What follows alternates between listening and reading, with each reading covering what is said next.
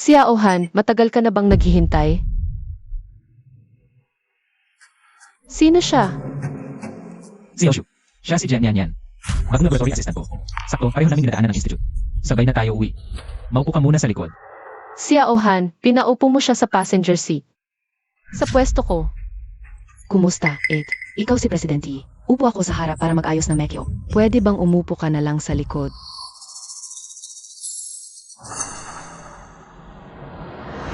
Mag-aayos ng makeup. Ikaw, isang assistant. Nag-aayos ng makeup hanggang sa boss mo na?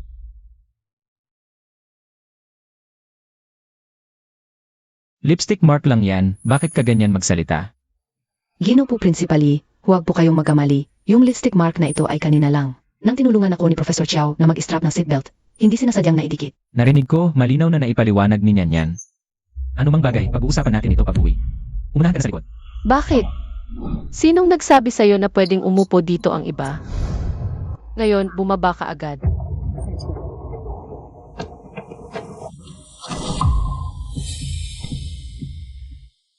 Bakit mo kailangan ganyan siya pagtratuhan? Kailangan bang gawing napakahirap ng sitwasyon? Xiaohan, 7 taon na tayong kasal. Bukod sa akin, may iba na bang umupo sa passenger seat mo? Isang upuan lang naman ito. Bakit ka naman ganyan kasensitibo? Iniingatan mo siya. Ulitin ko, ang upuan ko, hindi siya karapat-dapat na maupo. Huwag kayong mag-away dahil sa akin. Bababa na ako agad.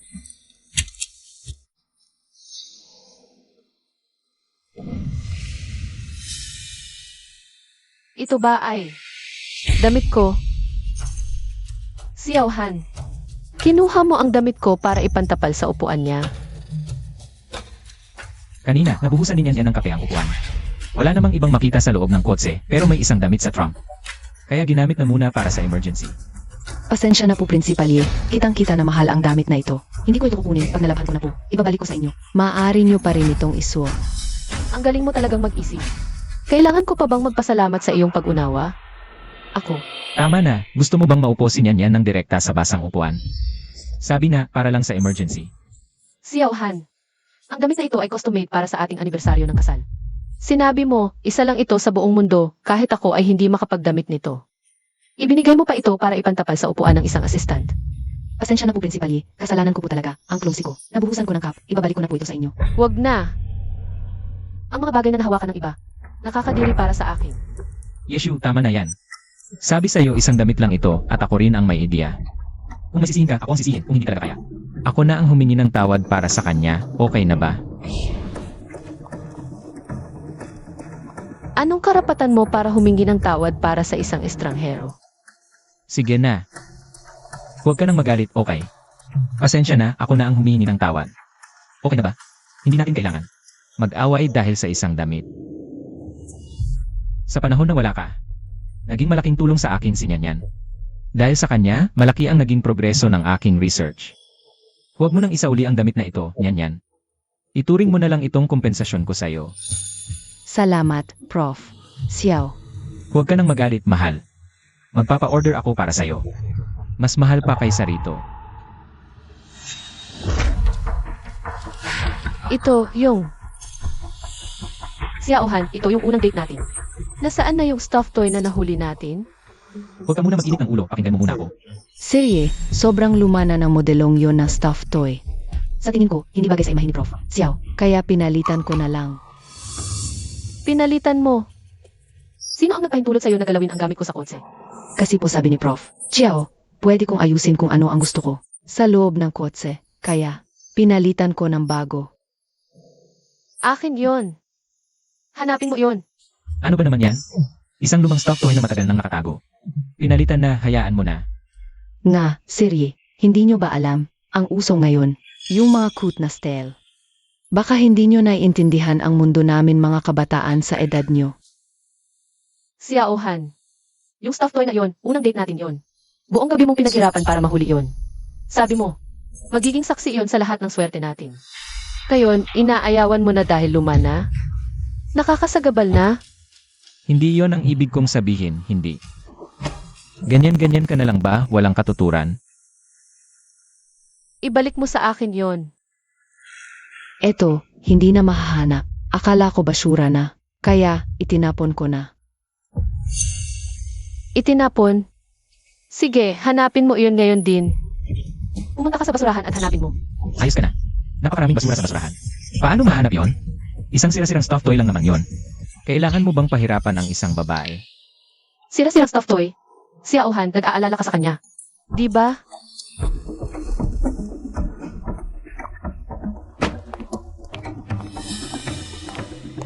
Anong ginagawa mo? Baba ka. Baba ka. Anong ginagawa mo? Ikaw rin, bumaba ka. Hanapin niyo iyon. Ang kotse ko. Hindi naghahatid ng maruruming bagay. Yeshu, kumalma ka. Ano nang gagawin mo? Nababaliw ka ba, Yeshu? Prof, Chiao, pasensya na. Hindi ko sinasadya. Hindi ko alam na ganun kahalaga sa kanya yung manika. Hahanapin ko agad. Huwag na, Jayang yan. Nakalimutan kong sabihin sa'yo. Tinanggal ka na sa research project. Huwag ka nang bumalik sa institute. Yeshu. Ito, Yeshu, hoy, Yeshu.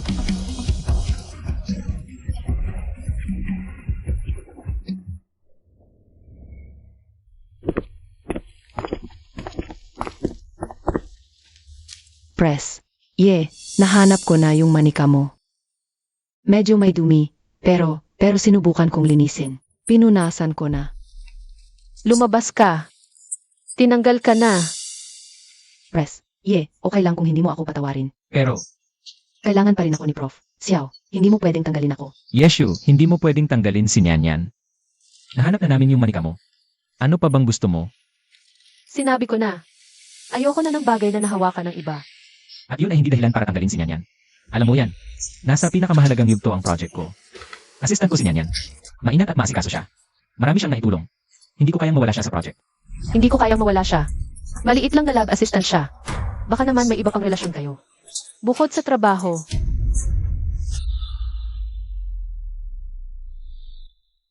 Wala kaming anuman. Tingnan mo ang sarili mo. Anong nangyari sa'yo?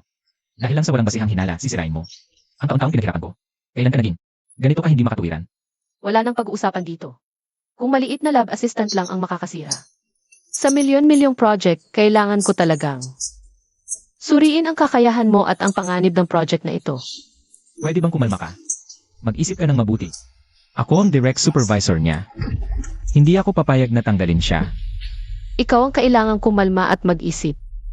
At saka, wala bang nagturo sa inyong mag-knock?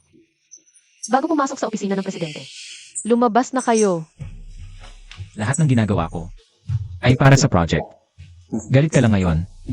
Bibigyan kita ng oras para kumalma.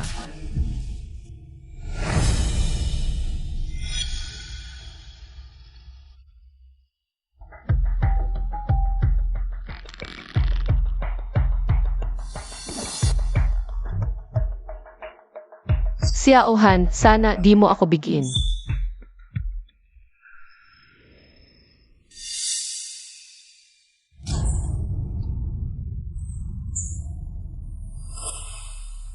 Xiaohan, dahil ganoon ka. Magpalayaw at magpabor sa kanya, hindi na kita kailangan. Ipaalam sa Finance Department at Project Team, simula ngayon, walang hanggang freeze. Lahat ng research funding sa pangalan ni Professor Xiaohan. At project permissions, bukas magsisimula. Ako na ang hahawak sa proyekto. Ang bait naman ni President Yi. Bright Feature Gold Pendant. Ang ganda ng ibig sabihin nito. Mga kasama, ito ang project bonus mula kay President Yi para sa inyong lahat. Huwag kayong mahiya. Ano sa tingin ninyo, dapat ba nating ipagmalaki ito sa iba? Para magsisi ang mga taong may masamang hangarin. Halika, mag-selfie tayo, i-post natin sa social media. Salamat sa pagkatangi, lahat ng hirap ko sa proyekto ay nagkakahalaga na.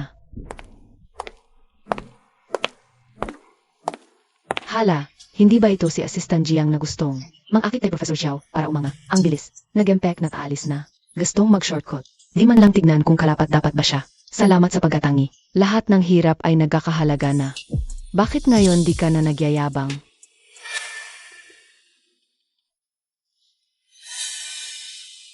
Si Yeshu ang nag-utos sa inyo. Ano ba? Ang alam niyang gawin kundi gamitin ang kanyang posisyon para mang-api. Ano ka ba? Naiingit lang siya sa akin, sa kabataan ko.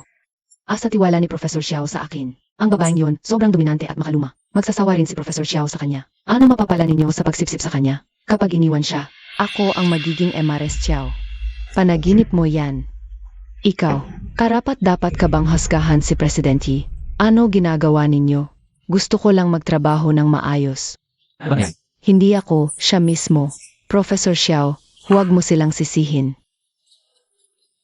Siguro may pagkukulang ako, kaya si Presidente ang nag-utos sa kanyang mga tauhan na hahasin ako. Hindi mo kasalanan ito.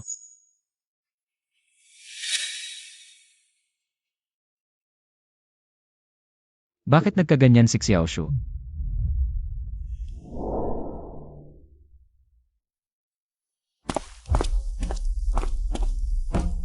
Yeshu, ano ba ang ibig mong sabihin? Okay lang natanggalin mo si Jian Yan. Pero ginamit ko pa ang ganitong paraan. Para i-isolate siya ng buong laboratory. Kailan ka naging ganito kasama? Sa aking laboratorio, ginagantimpalaan ko ang mga tapat na empleyado. May problema ba doon? Wala kang karapatang tanggalin siya. Lalong wala kang karapatang mag-utos na apihin siya. Hindi ako nag-utos sa kanila at wala akong nakikitang mali. Tama naman ang sinasabi nila. Ikaw.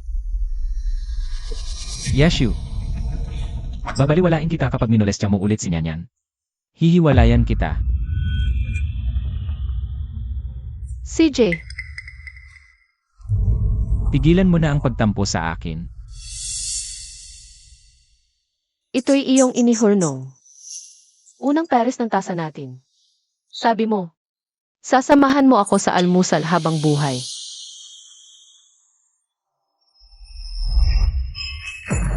Ikaw. Ito. Matapos tayo magkatuluyan, tinipid mo ang 3 buwang sahod. Unang regalo mo sa akin. Sabi mo gagawin mong pinakamasayang babae sa mundo.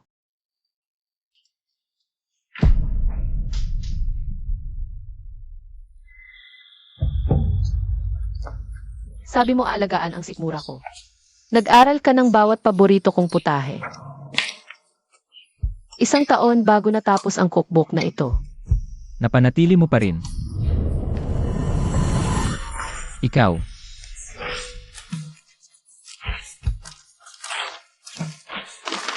Ngayon, hindi na kailangan. Yeshu, kailangan ba talaga nating umabot dito? Galit lang ang mga sinabi ko, gusto ko lang. Isipin mo ang kabuuan. Galit. Madalas, totoo ang nasasabi. Para sa proyekto lahat, buhay ko ang proyekto. Maging mature ka naman. Huwag mo lang alisin ang aking access. Huwag mong tanggalin si Jian Yan. Magiging gaya pa rin tayo ng dati. Tulad ng dati, paano mo naisip na pagkatapos mo? Gamitin ang damdamin ko bilang panangga at hantaan ako ng diborsyo. Magiging gaya pa rin tayo ng dati. Hindi ko nahahayaang ang pagmamahal ko sa iyo. Maging sandata mo laban sa akin. Dahil masyado kitang pinalampas noon. Kaya naman akala mo kahit anong gawin mo. Nandito lang ako naghihintay. Para kanino ba ang lahat ng ito? Kapag nagtagumpay ang proyekto, sino ang makikinabang? Mahal pa rin kita. Mahal. Xiaohan ang pagmamahal mo. Napakamura. Yeshu, Xiaohan. Mula ngayon, ang pagmamahal ko sa iyo. Lahat. Walang natira, lahat ay kukunin ko pabalik. Kasama na ang mga pahintulot na ibinigay ko sa iyo. Sabay-sabay na mawawala ng bisa. hindi iyon ang ibig kong sabihin. Ayoko lang sa pagiging makasarili at diktador mo. Walang pasabi, binlock mo na lang ang access ko. At kinuha mo ang proyekto ko. Araw-gabi akong nagtatrabaho sa lab, ikaw naman. Pirmahan lang, pondohan lang. Ano pa ba ang totoong ambag mo? Galit ako kasi basta-basta mo lang kinuha ang mga bagay na ito. Kung wala ang pera at resources ko. Hanggang ngayon, papel lang ang proyekto mo. Ngayon, kukunin ko ang mga bagay na sa akin. Kailangan ko pang magpaliwanag sa iyo. Tama na. Huwag na tayong mag-away, pwede ba? Tingnan mo. Ito ang kwintas na espesyal kong binili para sa'yo. Gusto mo ba? Magbati na tayo. Huwag ka nang magtampo, pwede ba?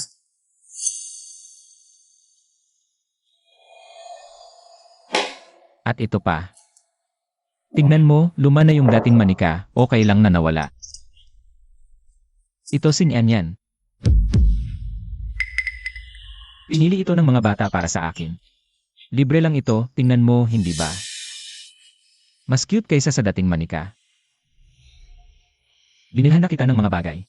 Humihingi na ako ng tawad, huwag ka nang magalit sa akin. Pwede ba? Xiao Han. Wala ka ng pag-asa.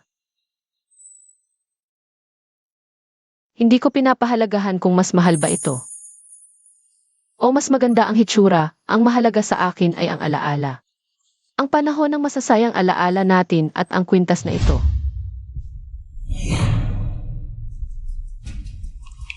Dalawang magkapareho ang binili mo. Isang perfunctory na makalulugod sa kanyang Xiaohan. Ang mura mong pagmamahal. Nakakadiri. Ano ang ginagawa mo? Sobra ka na. Nakikiusap na ako ng ganito ka ba? Ano pa ba ang gusto mo? Manika lang naman iyon. Kailangan bang paulit-ulit mong apakan? Ang dignidad ko. Magsalita ka. Bitawan mo ako. Hindi na yon dapat mong linawin ang lahat.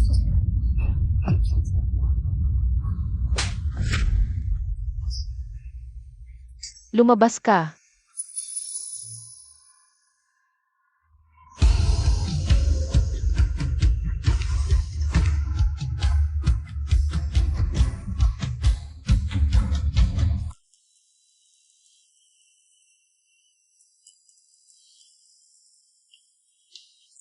Principal Ye. Mula pa lang, mali na ang modelo na ito. Kaya pala hindi madederib.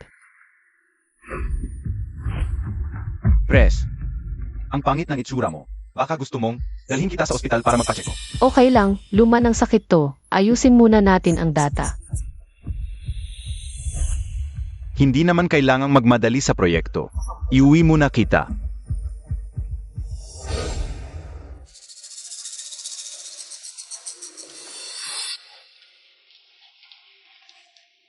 Anong nangyayari? Anong nangyari, Professor Xiao? Ay. Nakalimutan ko ang access card ko. Ang galing mo talaga, Yeshu. Sobra ka na. Nasaan si Yeshu? Masama ang pakiramdam ni Pres. Yi, kaya umuwi na siya. Magulo na ang proyekto, tamang-tama naman ang oras niya para magpahinga.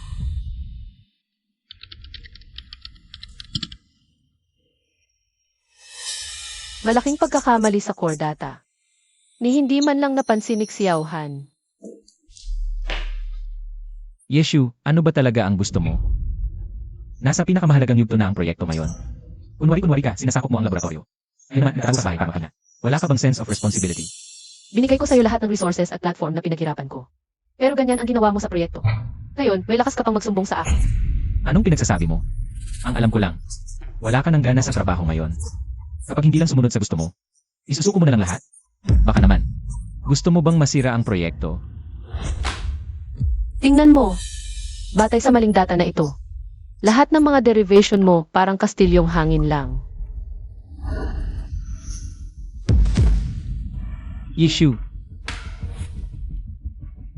Anong nangyari sa'yo? Bakit ito lang sa mo? Bakit hindi mo sinabi sa akin? Ako na ang bahala sa proyekto, huwag kang mag-alala. Tigilan mo na ang pagiging makulit. Hindi ba't sinabi ko sa'yo noon pa? Huwag mong tatanggalin si Jiang Yan. Ngayon, ganito ang ginawa mo para mapaalis siya. Magulo ang proyekto at ikaw naman, ganyan na ang sakit mo.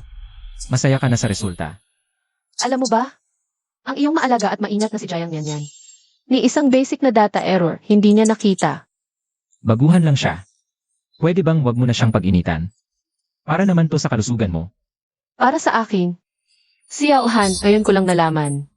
Napaka-plastic mo pala. Kalimutan mo na iyang balak mo. Hindi ko ibibigay sa inyo ang proyekto. Hindi ka maintindihan. Kaya dito ka na lang magpagaling ng maayos.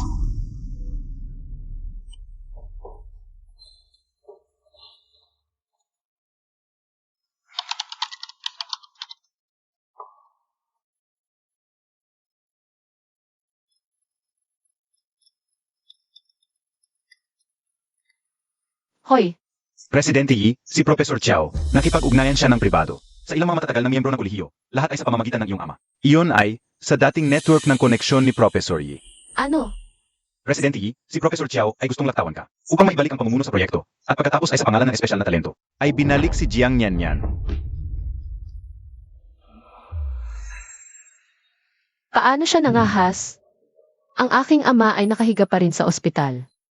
Kung malaman niya na ang kanyang manugang, ang kanyang estudyante, ay gumagamit ng kanyang reputasyon para sa pansariling interes, mabubuhay siya sa galit.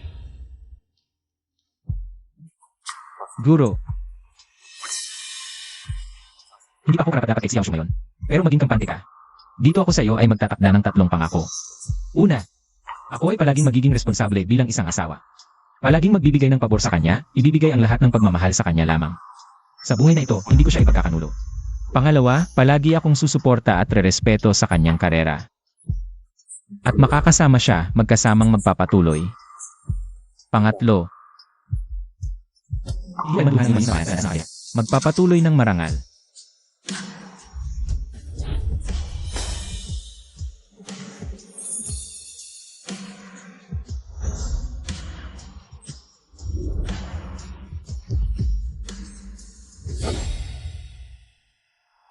Isang hakbang ko siyang itinaas sa pinakamataas, sinuportahan ang kanyang karera. Hindi para siya ay tumapak sa aking likod at sa likod ng aking ama. Upang matugunan ang kanyang pansariling pagnanasa. Upang protektahan ang isa pang babae.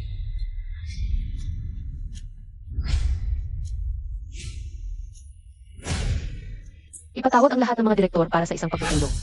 Gugustuhin kong sirain ang reputasyon ni Xiao Han. At tanggalin siya sa akademya magpakailanman.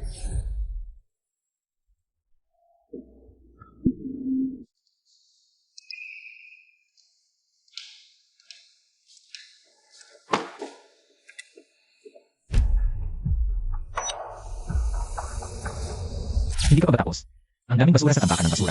Paano may babalik iyon? Isang sira-sirang manika lang naman iyon. Kailangan mo bang pahirapan ng isang babae ng ganoon? Ang manikang ito ay noong ating unang date. Na hinuli mo buong gabi. Sinabi mo na ito ay magiging saksi sa lahat ng ating magagandang kapalaran. Ngayon, inaayawan mo na ito dahil luma na, nakakasagabal na sa iyo. Kung sasaktan mo pa si Nyan, makikipaghiwalay ako sa iyo. CJ, Xiao Han. mula ngayon ang pagmamahal ko sa iyo. Lahat ng ito walang matitira ay aking bawiin. Kasama na ang mga pahintulot na ibinigay ko sa iyo, pawang mawawala ng bisa.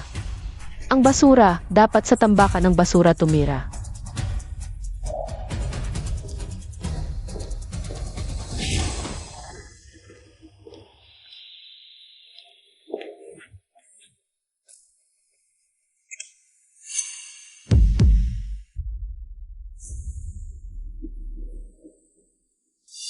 Isang palaboy.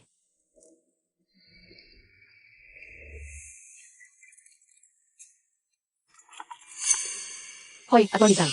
MSC, ayon sa iyong huling tagubilin, ang plano sa paghahati ng ari-arian bago ang dibosyo ay naisakatuparan na. Lahat ng mga ari-arian sa pangalan ni Xiao, Han mula sa iyo, at ang mga asset na na-convert mula sa mga resources ng family ay nakumpleto na ang paghihiwalay at pag-freeze. Ang mga kaugnay na legal na dokumento ay handa na. Mabuti. Ihanda ang kasunduan. Pirmahan na niya ang divorce anytime. Pagkatapos ng press conference, hindi lang siya pauwing walang dala. Papatalsikin ko rin siya sa akademya ng tuluyan. Anong ginawa mo? Anong divorce? Ano ka ba? Linawin mo. Literal na ibig sabihin. Hindi mo ba naiintindihan? Pwede bang tumigil ka na sa pagtatampo? Pwede bang maging makatwiran ka? Aminado ako, medyo kulang sa pag-isip ang ginawa ko. Pero ginawa ko to para sa laboratorio. Para sa ating magkasamang kinabukasan, di ba? Tayo. Wala nang kinabukasan. Huwag kang magsalita ng ganyan sa galit, okay? Yung samahan natin mag-asawa sa loob ng maraming taon. Paano natin basta-basta iwan yon? Malapit nang matapos ang proyekto. Pagkatapos ng tagumpay nito, lahat ng mga problemang to ay malulutas. Maniwala ka sa akin. Magiging mas mabuti ang lahat para sa atin. Tama ka. Ang proyekto ang prioridad. Dahil paulit-ulit mong sinasabi na para sa Research Institute, sundin natin ang patakaran. Ang pagbabalik trabaho ni Jiang Yanyan ay dapat dumaan sa opisyal na proseso ng Institute. At harapin ang pagtatanong ng lahat ng board members. Ito ang kontrata para sa pagbabalik trabaho ng espesyal na talento. Pirmahan mo ito. Saka lang magiging lehitimo ang pagbabalik trabaho ni Jiang Yanyan. Kung hindi, may karapatan akong paalisin siya agad. Dahil sa hindi tamang proseso.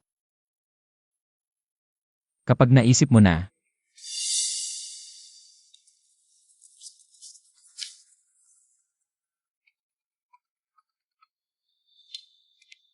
hello, Prof. Xiao, matagumpay na na-verify ang panghuling datos ng proyekto. Pero masyado akong nagmadaling magbalita ng magandang balita sa lahat. Nadulas ako sa hagdan.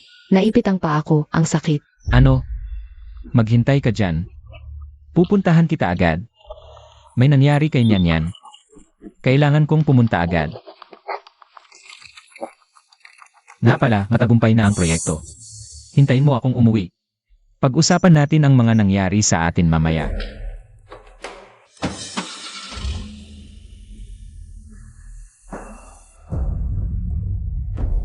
Xiao Han, itong daang to ang pinili mo. Hindi lang kita paalisin sa Research Institute. Papatalsikin kita sa buhay ko ng tuluyan.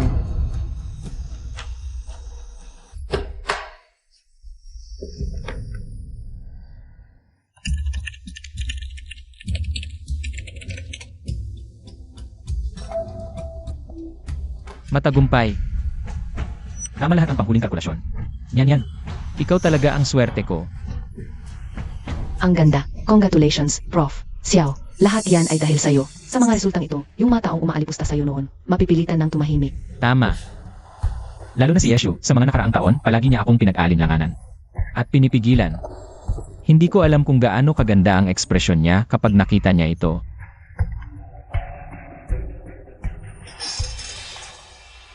Prof. Sir Xiao, inilabas ko na ang post tungkol sa tagumpay ng iyong proyekto. Ngayon, buong internet ay usap-usapan ka na. Marami pang nagsasabing. Gusto kang makipag-collaborate at mag-invest.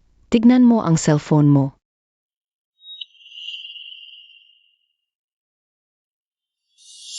Ito. Lahat ito ay para sa akin. Hello. Professor Chow ba ito? Nakita ko na ang iyong research. Interesado kami dito. Tingnan ninyo. Kailangan pa ba ng inyong research institute ng investment? Ang aming Universal Group ay mag-invest ng 30 milyon. 30 milyon. Pwede, pag-usapan natin ang detalye mamaya.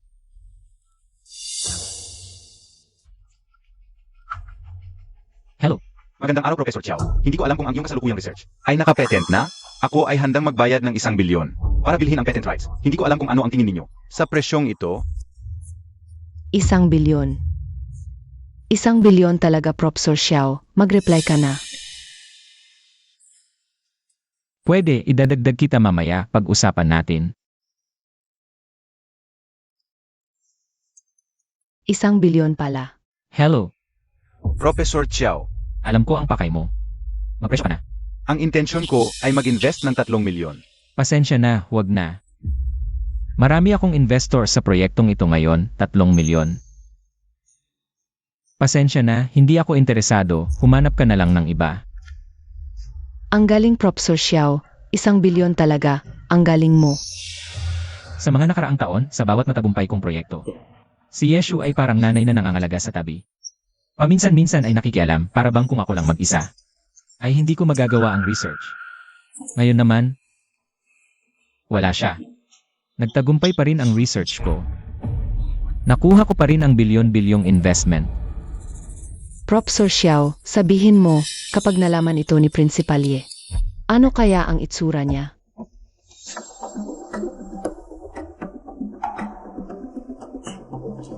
Prof. Sir Xiao, mabilis kumilos si Principal Yi ah.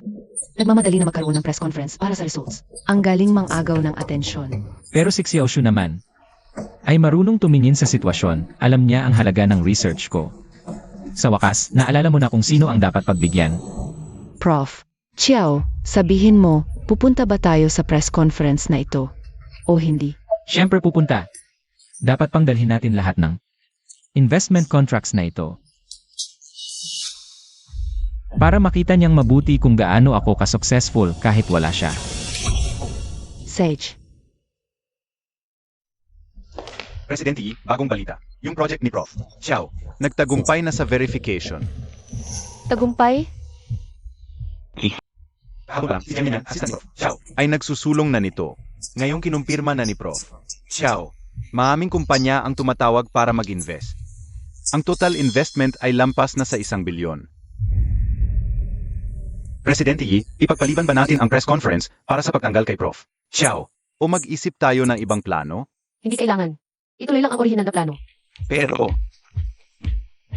Sino ang nagsabi sa'yo na isang proyektong nakabase sa maling datos ay talagang magtatagumpay? Kunin mo yung original na ulat ng pagkakamali sa datos, kasama ng final verification data ni Xiao Han, at ipadala sa mga nangungunang eksperto ng Research Institute. Sabihin mo mag-emergency review sila. ibig mong sabihin, Hindi lang siya dapat masiraan. Dapat siyang mabagsak sa pinakamataas niyang tagumpay. Ituloy ang press conference. opo,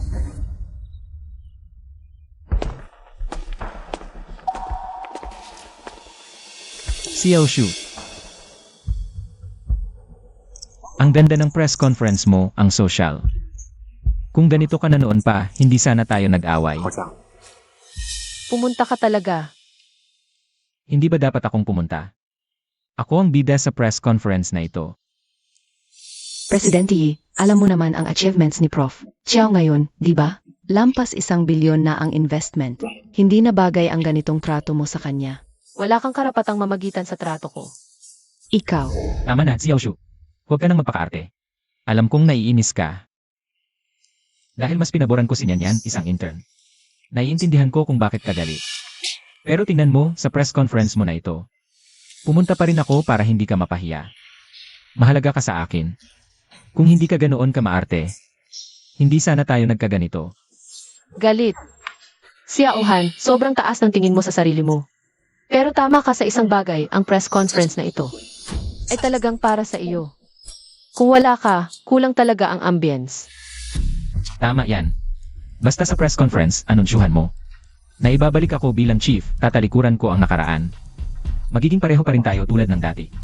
Xiao Han, bakit mo iniisip na pagkatapos ng mga ginawa mo, magiging pareho pa rin tayo tulad ng dati? Lahat ng ginawa ko ay para sa research project. Sa research, resulta lang ang mahalaga. Ngayon, lumabas na ang resulta. Tumulong din si Nyanyan na nagpapatunay na tama ang aking pananaw at desisyon. Presidente Yi, oras na.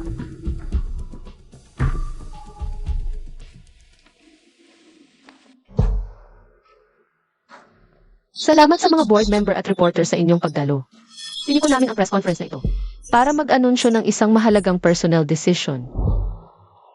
Ipinahahayag ko mula ngayon. Tinatanggal si Xiao Han sa lahat ng posisyon. Sa Research Institute at permanenteng aalisin siya. Ano? Yeshu, gusto mo akong tanggalin? Wala kang karapatang gawin yan. Xiao Han, ako ang investor ng project at ako rin ang project lead. Tinatanggal kita. Ito ay abiso, hindi konsultasyon. Wala kang karapatang tumutol. Presidente Yi, maaari bang malaman ang dahilan? Sa loob ng 7 taon, nag-invest ako ng 10 milyon kay Xiao Han. Lahat ng resulta, ako ang namuno sa direksyon ng project. Nag-compute ng mga eksperimento kaya ito nagtagumpay. At si Professor Xiao Han ay may academic misconduct, mahina ang kakayahan. Nararapat lang natanggalin ko siya. Kalakaran mo. Nakikita mo ba ito? Ito ang aking personal na pinangunahang research project. May resulta na at maaari nang mag-apply ng patent. At ito, ano ito para sa'yo? Ito ay kontratang 30 milyon. At ito ay 100 milyon patent buyout contract. Pagkatapos magtagumpay ang aking project, pila-pila ang mga kontratang gustong mag-invest sa akin at mga project na wala pang 1 milyon, hindi ko na pinapansin. Hindi ko maalam kung alin ang pipirmahan. At ano naman? Kaya mas magaling ako sa iyo bilang investor. Dahil lang sa mabait ako sa aking matalik na katulong, gumawa ka ng ganyang dahilan para tanggalin ako. Mukhang dapat ikaw ang matanggal at maalis sa pwesto. Prin, Yi, ang proyekto ni Professor Xiao ay nagkamit ng malaking tagumpay. Sa oras na ito, ang pagtanggal sa core member ng Research Institute ay maaaring makaapekto sa reputasyon at pangmatagalang pag-unlad ng institusyon. May mga tsismis na gusto mong angkinin ang guidance rights ng proyekto. Totoo ba ito? Magsalita ka. Ano? Narinig ka ba? Para sa isang proyektong imposibleng magtagumpay, wala akong masasabi. Yeshu, hanggang ngayon matigas pa rin ang mukha mo. Paulit-ulit mo pa ring sinasabi na tatanggalin mo ako. Mga Ginoo, ako ang tunay na nakatuon sa pananaliksik. at ang tunay na nag-aambag sa institusyon. Ikaw naman, dahil lang sa personal na hidwaan, inaabuso mo ang kapangyarihan mo para tanggalin ang lead researcher. Ikaw ang tunay na academic misconduct at may problema sa ugali. Prin, ano masasabi mo sa akusasyon ni Professor Chiao? Prin, pakisagot ta agad ang tanong. Prin, si Professor Chiao ay may tunay na resulta na ipinakita. Ang pagtanggal sa kanya, mukhang isang malaking pagkakamali. Baka pwedeng ipagpaliban muna ito. Mag-usap muna tayo bago magdesisyon. Mukhang matino ang pag-isip ng mga board member. Kaya hindi na kailangan pang mag-aksaya ako ng salita sa inyo. Prin, baka pwedeng ngayon muna ay. Ang pagpapatawag ko ng press conference ngayon ay nangangahulugan. Wala nang puwang para bumalik. Xiao Han, ulitin ko, imposibleng magtagumpay ang proyekto mo. At ikaw, isa ka lang empleyado sa aking research institute. Ang pagtanggal sa iyo ay abiso, hindi konsultasyon. CJ. Issue. Dahil paulit-ulit mong binabanggit ang Research Institute. Susundin natin ang mga patakaran nito. Ang malalaking personnel appointments ay nangangailangan ng collective vote ng buong board. Xiao Han, talagang ayaw mong sumuko hanggat hindi mo nakikita ang katotohanan. Hanggat hindi ka sumusuko. CJ, bibigyan kita ng gusto mo. Hanggang aking proyekto, ang aking panalisita resulta. Nakikita ng lahat ng nakaupo dito. Akala mo ba ang board ay susuportahan ka pa rin tulad ng dati? Huwag kang mangarap. Iminumungkahi kong alisin si Xiao Han sa Research Institute at tanggalin siya sa instituto. Lahat ng mga direktor na narito, sumasang-ayon ba kayo sa mungkahi ko? Iangat ang inyong mga kamay.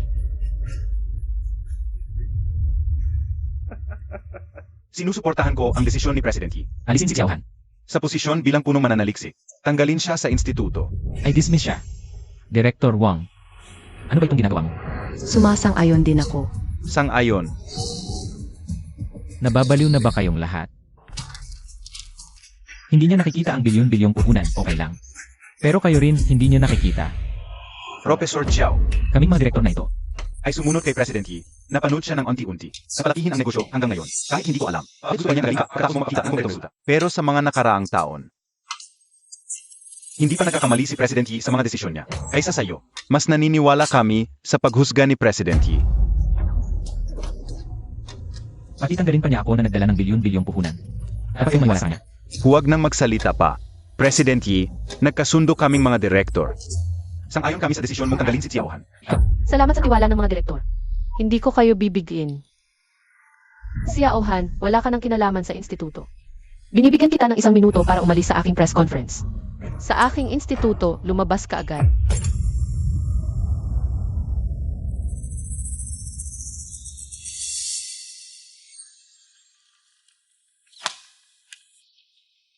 Issue.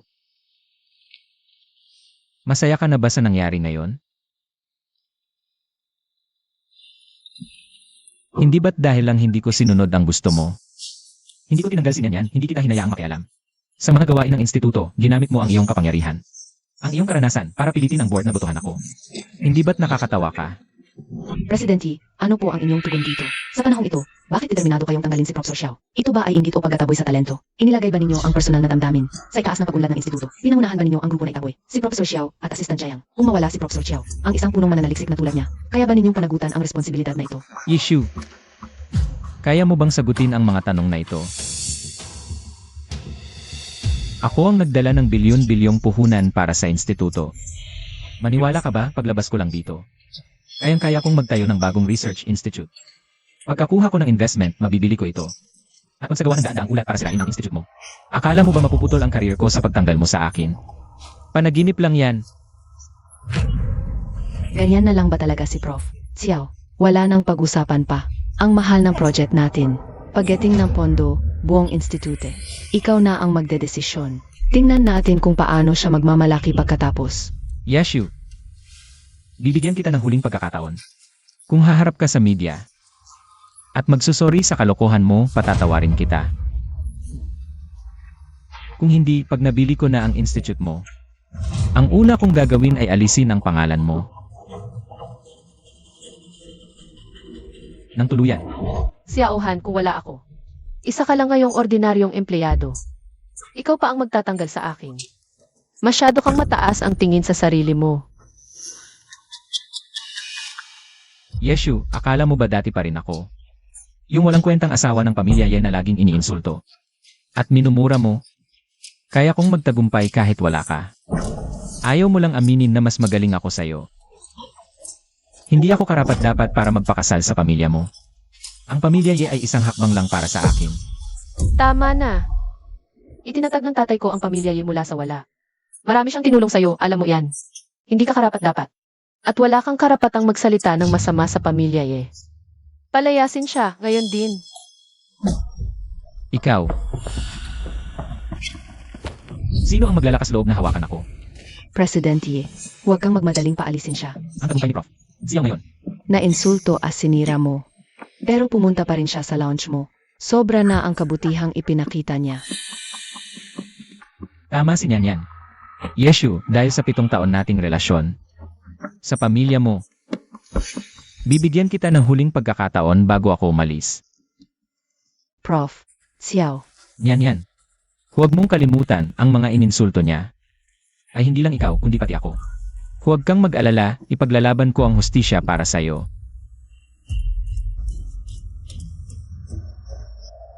Yeshu, kung magsasalita ka sa harap ng mga reporter, yan sa akin. At magsisinang tapat si Nyan, pwede na akong bumalik sa Research Institute para magtrabaho. Ikaw ang bahala.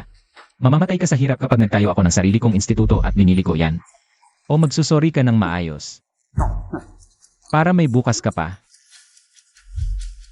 Xiaohan, kailangan ko talagang humingi ng tawad. Kailangan kong humingi ng tawad sa sarili ko noong 7 taon ang nakalipas. Nagkamali ako ng pagkakilala, nasayang ang 7 taon ko. At ang 7 taong suporta ng pamilya Ye. Para lang sa isang katulad mo. Ikaw. Hanggang ngayon, matigas pa rin ang ulo mo. Bakit ngayon ko lang nalaman ang katangahan mo?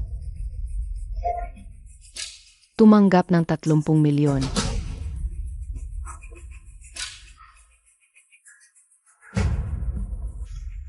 Tingnan mo, ito ang unang bayad. Na 30 milyon mula sa kontrata ng investment, nasa account ko na.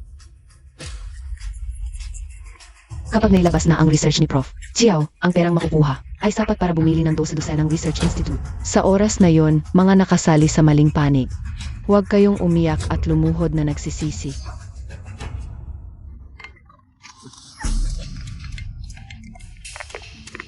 Hoy, lumabas na ba ang data?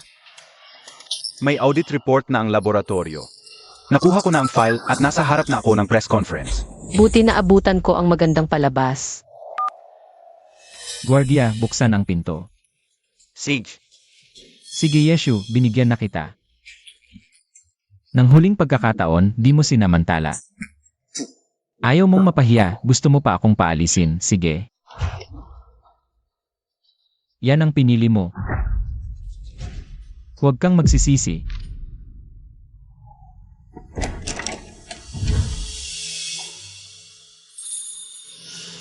Xiaohan, gisingin mo na ang pangarap mong yumaman. Boss Yi, ito ang audit report.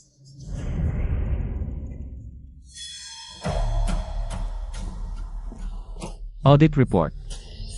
Yeshu. Anong ibig mong sabihin? Presidente, anong karapatan mong nakawin? Ang experimental data ni Prof. Xiao, hanggang ngayon, Hindi mo sasabihin ang data na ito. ay pag-aari ng inyong laboratorio. At gustong agawin ang research ni Prof. Xiao. Dilat ang mga mata nyo, tingnan nyo ng mabuti.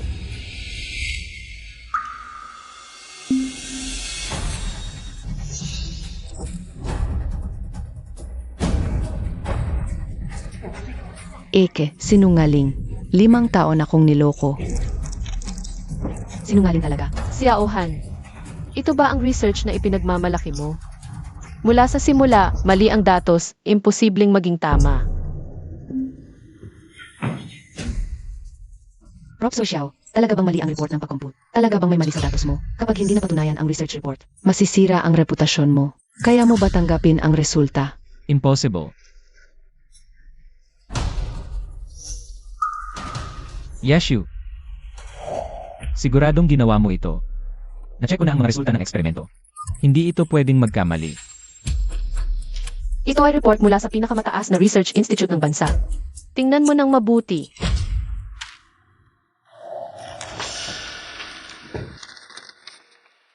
Ito.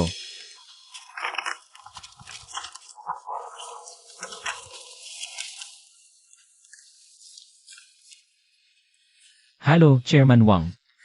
Manloloko ka, nanggagaya ka sa akademya? Aalis na ako sa puhunan. Aalis sa puhunan. Bakit? Napag-usapan na natin ito dati. Huwag na magsalita. Ako.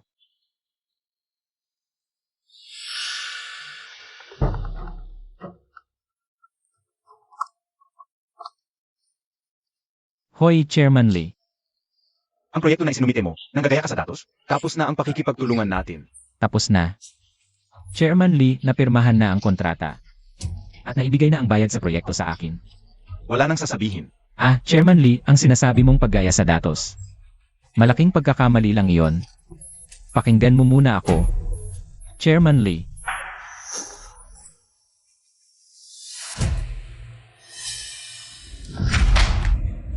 Bakit ayaw makinig sa paliwanag ko? Sabi ko, hindi ko alam ang paggaya sa datos, hindi ko alam. Hindi ko rin alam kung bakit nagkamali ang datos ng proyekto. Talaga bang hindi mo alam ang dahilan? Xiaohan, naaalala mo ba ang sinabi ko noong may sakit ako? Noong may sakit ka, Ako na ang bahala sa proyekto, huwag kang mag-alala. huwag ka nang magpakatigas ang ulo. Hindi ba sinabi ko sa'yo dati? Huwag mong tanggalin si Jian Yan. Ngayon, pinaalis mo siya sa ganitong paraan. Magulo ang proyekto at may sakit ka na rin. Masaya ka ba sa resulta? Alam mo ba, ang maalaga at maasikaso mong Jiang Yan, hindi man lang nakapansin ng simpleng pagkakamali sa datos. Baguhan lang siya, huwag mo na siyang pag-initan. Ginagawa ko ito para sa kalusugan mo. Para sa akin, Xiaohan, ngayon ko lang nalaman. Napaka-impostor mo pala. Kalimutan mo na iyan. Hindi ko ibibigay ang proyekto sa inyo. Hindi maintindihan. Kaya dito ka na lang magpagaling.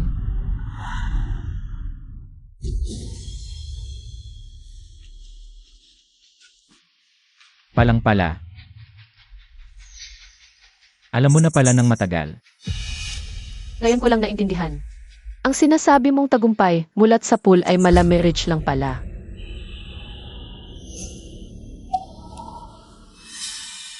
Yashu. Bakit mo? Bakit mo ako pinapanood, isang mali, sunod-sunod na? Alam mo nang matagal na may problema sa datos. Bakit mo ako pinapanood, parang tanga lang? Binuhos ko lahat ng puso't diwa, unti-unting umabot sa ganito. Para lang ba panoorin ako sa pinakamagandang sandali? Saksakin mula sa likod. 7 taon tayo, damdamin natin. Paano ka naging ganito kabagsik? Binalaan na kita noon pa. Maraming beses kitang binigyan ng pagkakataon. Ikaw, sobrang tiwala sa sarili, bulag. Para ipagtanggol si Jiang Yan. At patunayan na tama ka, ikaw mismo ang pumirma. Sa may problemang report, ikaw mismo. Sinira ang sariling pinaghirapan, ang kinahinatnan mo ngayon. Karapat-dapat lang sa'yo. Ako. Pinakabagong balita online, ilang autoridad na eksperto, sabay-sabay naglabas ng analisis ng datos, parehong opinyon. Malaking pagkukulang sa core data, invalid ang konklusyon. Ang Academic Integrity website ay itinuring ang kaso ni Xiaohan bilang halimbawa. Wala na siyang reputasyon sa akademya. Prof. Xiao, may gusto pa po ba kayong sabihin? Ako. Naalala ko na. Yan. Ito ng datos, ikaw mismo ang nag-compute, binigay sa akin. Hindi ako nagkamali, ikaw ang nagkalkula ng mali. Pinatay mo ako. Hindi pwede. Nasaktan ko na si Yeshu. Huwag nang magalit pa si Xiaohan sa akin. Kung hindi, wala na talaga akong pwesto sa larangang ito. Prof. Xiao, hindi ko sinasadya. Prof. Xiao, intern lang po ako. Kulang sa karanasan. Akala ko tama ang datong ito. Gusto ko lang po talagang tumulong. Nakikita ko po kayo sa proyektong ito. Gabi-gabi puyat, si Pres. Hipa, laging binabagsak kayo. Pinag-alinahan. Ako, pasensya na po Prof. Xiao, hindi ko sinasadya. Naroon ka. Masyado akong nagmamadali. Paumanhin, ako ang may kasalanan sa inyo. Presidente, lahat ay kasalanan ko. Ako ang nagdala ng kapahamakan kay Professor Xiao. Nakikiusap ako, huwag ninyong tanggalin si Professor Xiao. Yan. Paumanhin, nagpadala ako sa emosyon kanina, hindi ito kasalanan mo. Professor Xiao, ako. Kusang loob akong magbibitiw. Basta lamang patawarin ako ni Presidente sa aking pagkakamali, at huwag kayong magalit sa inyo. Hindi ito kasalanan mo. Hindi mo rin sinasadya, huwag kang matakot, nandito ako.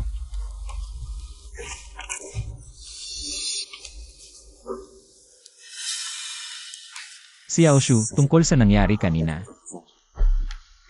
Ako ang nagkamali. Pero nakita mo naman, hindi ako ang dahilan ng maling datos, kundi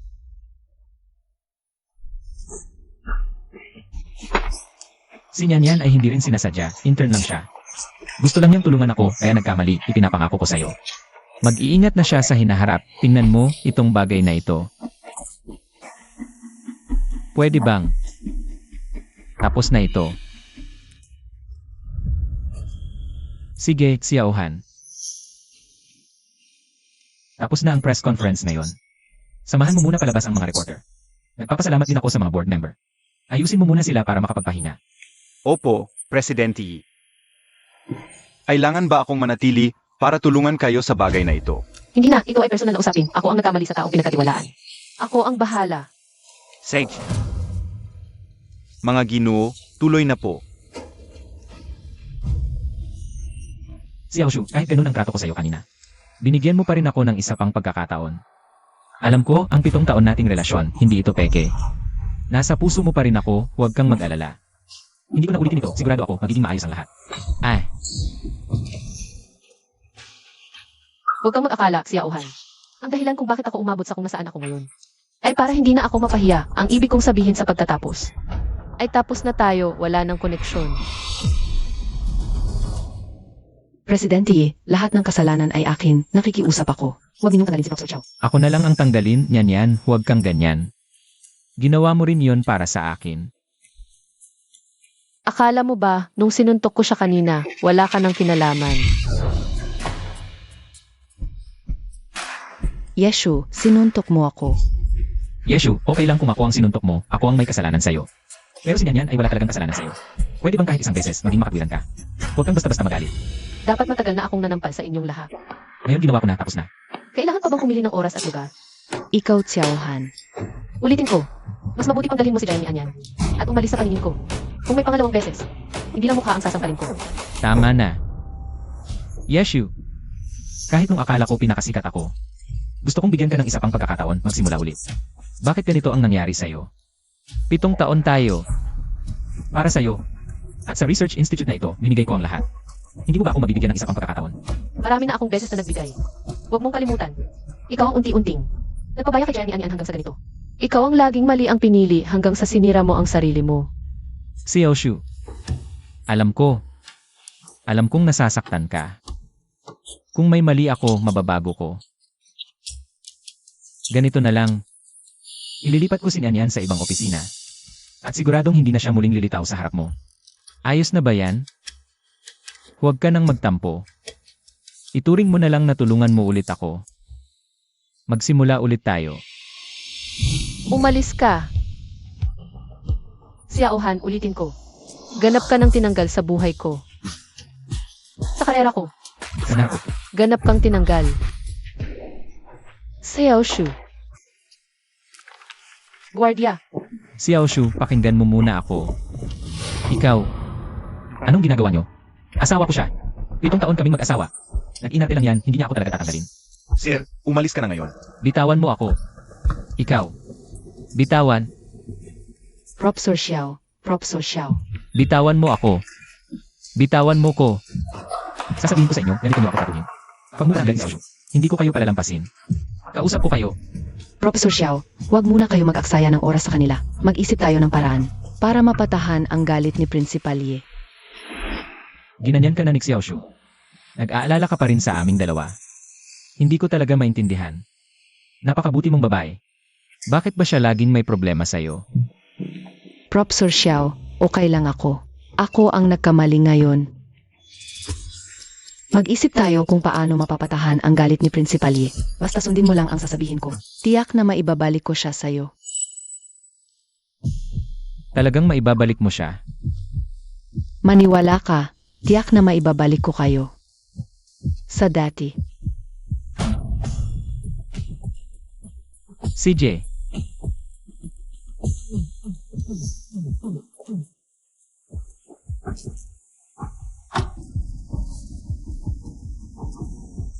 Salamat talaga sa iyo ngayon. Kung hindi ka tumulong sa pagpili ng mga regalong ito, hindi ko talaga alam kung paano siya mapapatahan. Dapat lang yun. Basta makapagbati kayo ni Principally, gagawin ko ang lahat.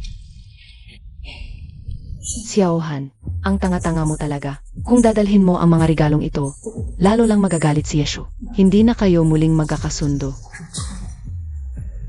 Pero buti na lang tanga ka. Kapag tuluyan na kayong naghiwalay ni Yeshu, lalo mo lang mamahalin ang taong to, na hindi ka iniwan. Ang yaman mo sa mga nakaraang taon, madali ko lang makukuha. Yan. Halika na. Oh, ayan na ako. Yeshu, nagkamali lang ng kaunti si Xiaohan. Mayaman at may kakayahan siya. Milyon-milyong regalo para humingi ng tawad. Kayang bilhin ng malang pag-aatubili. Kung ayaw mo, gusto ko. Hintayin mong makita mo akong gumastos ng pera ng asawa mo.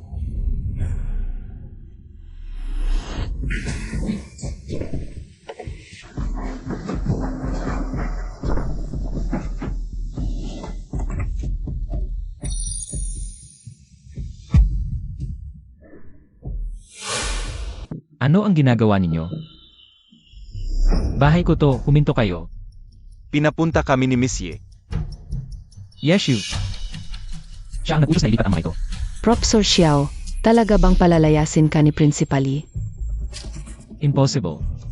Hindi siya ganoon kasama. Hinto.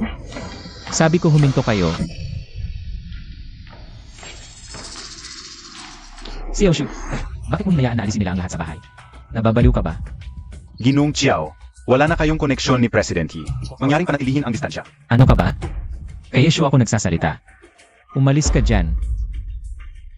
Kung may sasabihin ka, dyan ka na lang magsalita. Ano ang ibig mong sabihin? Xiaoshu, wala ka bang kahit konting pamamahal bilang mag-asawa? Wala talaga. Xiaohan, huwag kang magpatawa. Hanggang ngayon, iniisip mo pa rin na mag-asawa tayo. Mahal. Pasensya na. Alam kong mali ako. Tingnan mo. Marami akong regalong binili para sa'yo, kwintas, pulseras. At mga limited edition na bag, mga paborito mo. Xiaohan, sa tingin mo ba? Kapag binili mo ang mga bagay na ito, ang mga nangyari noon, ay mabubura na. Ano pa ang gusto mo? Kailangan ba talagang lumuhod ako at magmakaawa sa'yo para masiyahan ka? Hindi na kailangan. Kapag ikaw ang lumuhod at nagmakaawa, nakakadiri lang ang pakiramdam. Dalhin mo ang basurang binili mo at umalis ka. Hindi ko kailangan. Basura. Ito ay nagkakahalaga ng milyon-milyon. Kasama ko si Nyanyan habang pinipili ang bawat isa. Kung hindi mo gusto, huwag mo tanggapin pero hindi mo kailangan. Magsalita ng masasakit na salita. Sinyan ang tumulong sa pagpili. President Yi, gusto ko lang sana na magbati kayo ni Professor Xiao. Wala akong ibang intensyon. Ako. Issue. Huwag kang magpakalabis. Kahit na hindi maunawaan ni Nyanyan, humingi na siya ng tawad sa'yo. Bakit mo siya binabangga? Isa lang siyang intern. Ikaw naman ang nakatatanda, ang guro niya. Kailangan bang maging ganito kalupit? Hindi ko siya binabangga. Hindi. Kung gayon, ikaw ang binabangga ko. Xiaohan, kahit na nakakainis ang green tea na ito, ikaw ang tunay na may kasalanan. Ikaw ang nagpahintulot sa kanya na abusuhin ako. Iniwasan mo ang katotohanan para protektahan siya, ngayon humihingi ka ng tawad. At pinasama mo pa siya para mamili ng regalo. At nagalit ka pa sa akin dahil sa kanya, puno ng paratang. Ikaw ang lubos na sumira sa relasyon natin. Ako. Ay. Xiaoshu. Itinuring ko lang siyang junior. Itinuring ko lang siyang kapatid. Tayo ang mag-asawa. Wala ka bang pag-unawa at pang-unawa kahit sa maliit na bagay na ito? 7 taon tayong magkasama. Wala ka bang pakialam sa ating pagsasama? Ang pagsasamang iyon sa iyo. Matagal ko nang tinanggihan. Tingnan mong mabuti kung ano talaga ang nilagdaan mo.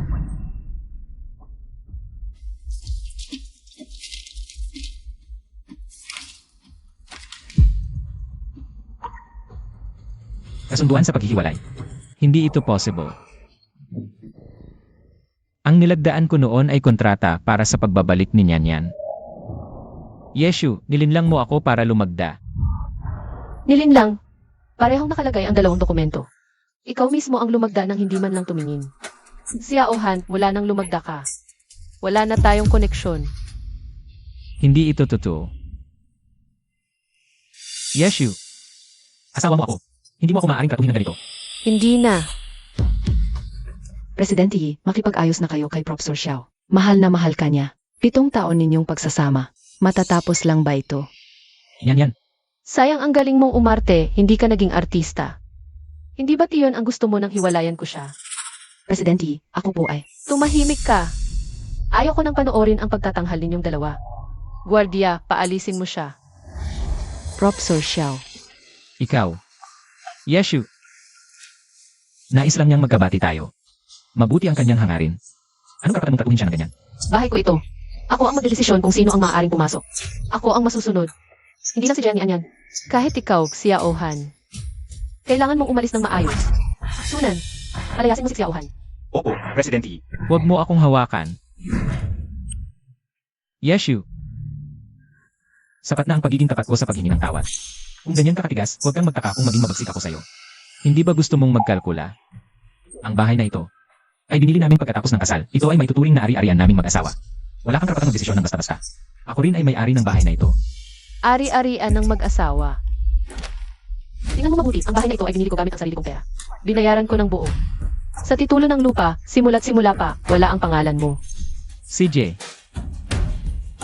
Kahit sabihin natin sa iyo ang bahay na ito, paano naman ang iba? Ang mga muebles, ang dekorasyon.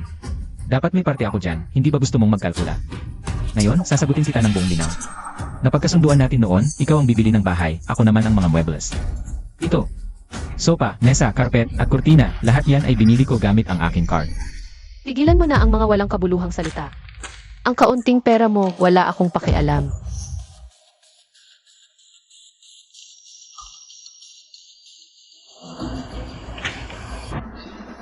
Sapat na ba ang 1,000,000? Ikaw, Ang mga binili mo ngayon ay binibili ko na lahat. Mula ngayon, lahat ng ito ay sa akin na. Ilabas niyo ang lahat ng ito sa harap niya. Putulin at sunugin niyo lahat. huwag. Tumigil kayo. Tumigil. Hindi ko sinabing pumayag ako. Para mag-dispose ng basurang binili ko, kailangan pa ba ng pahintulot mo? Huwag kang magpatawa, Xiaohan. Yeshu. Ganito ba talaga kalupit ang puso mo? May puso ka ba talaga? Kung maghiwalay tayo, dapat malinis ang paghiwalay. Sa tuwing nakikita ko ang mga binili mo bawat segundo. Nakakasuya talaga. Yeshu, ikaw, ano ang ginagawa mo? Ginong Xiao, pakiusap, umano ko kayo. Sasabihin ko sa inyo, ang bahay na ito ay akin din, asawa ko siya. Huwag niyo akong pigilin. Samahan nyo na palabas si Ginong Xiao. Ikaw, hindi ako alis. Bitawan niyo ako. Sinasabi ko sa inyo na bitawan niyo ako. Bahay ko ito. Inuutusan ko kayong dalawa na bitawan niyo ako. Maghihintay ako dito para kay Xiaoshu. 7 taon na. Hindi ito ang unang beses na nag-away kami. Basta humingi ako ng tawad sa kanya. Tiyak na magpapadala siya. Ikaw, bitawan mo ako. Ikaw. Ano ang gagawin niyo? Buksan niyo ang pinto. Ikaw. Xiaoshu. Paano nangyari ito? Hindi mo na ba talaga ako gusto?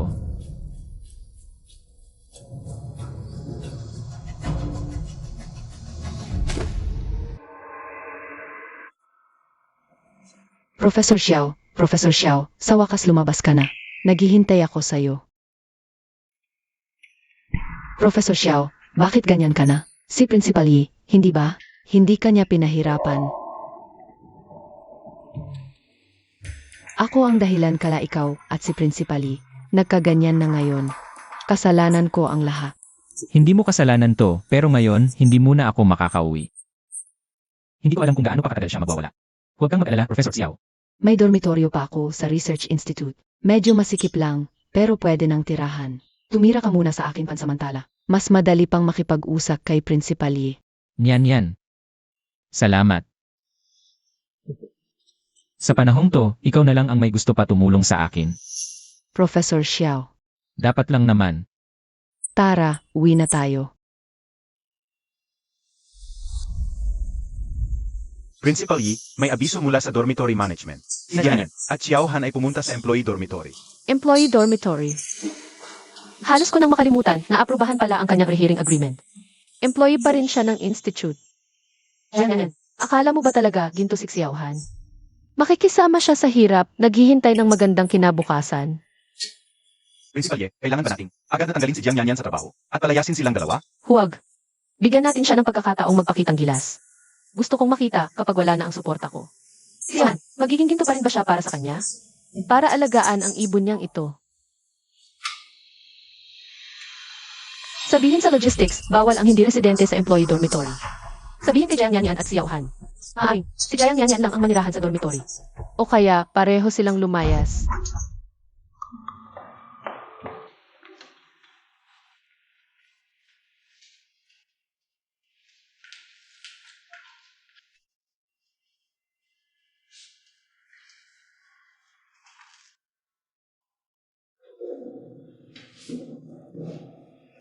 Yan. Pasensya na sa'yo. Dito ka pa napapastay. Basta kasama kita. Kahit saan, okay lang. Ikaw pa rin ang mabait sa akin. Hindi tulad ni Issue. Pero dahil sa isang maliit na pagkakamali, ginawa mo akong parang patay na patay. Ano bang 7 taong pagmamahalan, relasyong mag-asawa, lahat yan peke? Professor Xiao, swerte lang talaga ang problema mo. Pero alam kong kaya mo, naniniwala ako. Makakaahon ka rin, sigurado ako. Yan, sa panahong to, ikaw lang ang naniniwala sa akin. Huwag kang mag-alala. Kapag nakabawi na ako, ibibigay ko sa iyo ang lahat. Hindi tulad ni Yeshu na walang puso. Gagawin kong masaya ang buhay mo. Titira tayo sa pinakamalaking bahay, bibilhan kita ng pinakamahal na bag. Professor Xiao, hindi ko kailangan ang mga yun. Ang gusto ko lang, maging maayos ka. Yan.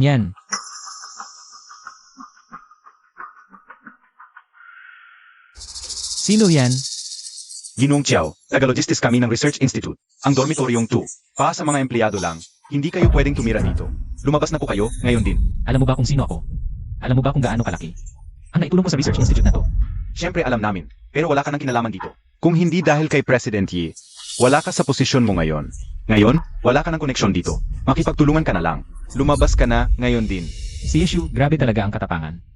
Kahit sa dormitoryo, ayaw pa akong patuluyin. Ayaw patuluyin, sige. Professor Xiao, alis na tayo. Yan. Professor Xiao, kahit saan ka pumunta, Sasamahan kita. hindi ko sasayangin. Ang tiwala mo sa akin. Akala ba ni Issue kapag umalis ako dito? Wala na akong pupuntahan? Sabihin mo sa kanya, imposible yon. Mag-empek ka, sa hotel muna tayo ngayon. Bukas, dadalhin kita bumili ng bahay. Sage,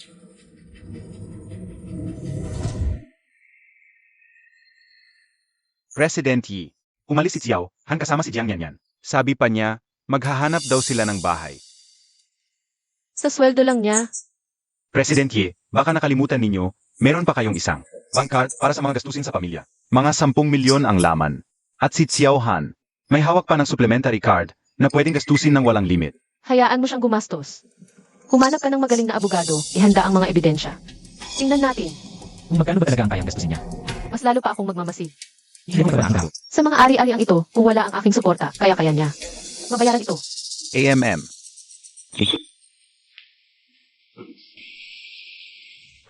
magandang araw, Gino at Binibini. Naghahanap po ba kayo ng upahan o bibilhin? Titingin muna kami. Sige, dito po tayo.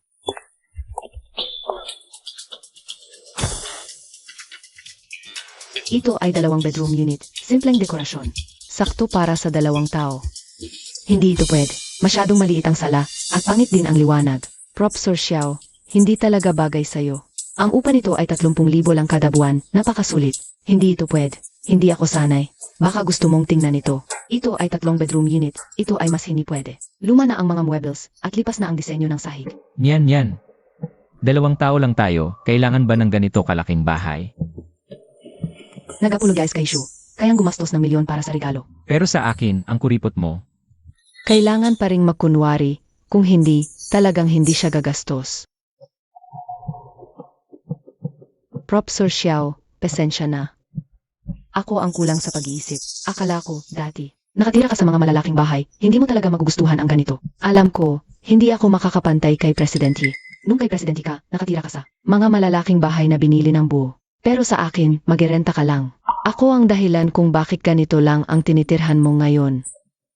Alam ko, Hindi ako makakapantay kay President Yi.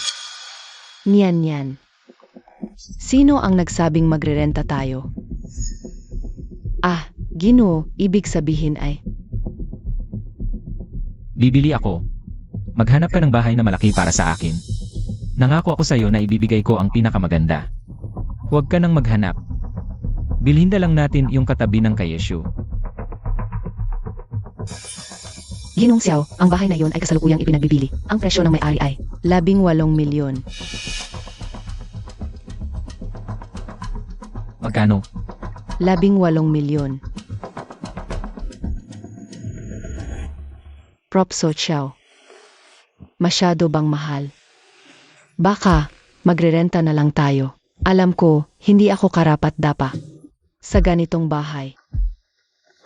Hindi mahal. Magkano ang pinakamababang down payment? Pinakamababa ay 30%, 540,000. Hintayin mo ako sandali. Magbabayad ako.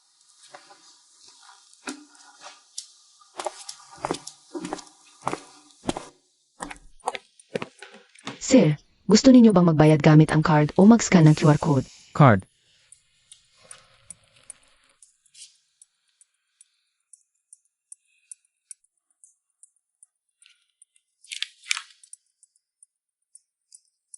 Sir, nag-prompt na kulang ang balance. Impossible. Sa mga nakaraang taon, may mga naging resulta rin ang aking pananaliksik. At ang share mula sa proyekto, dapat sapat ang pera sa card. Sandali lang po.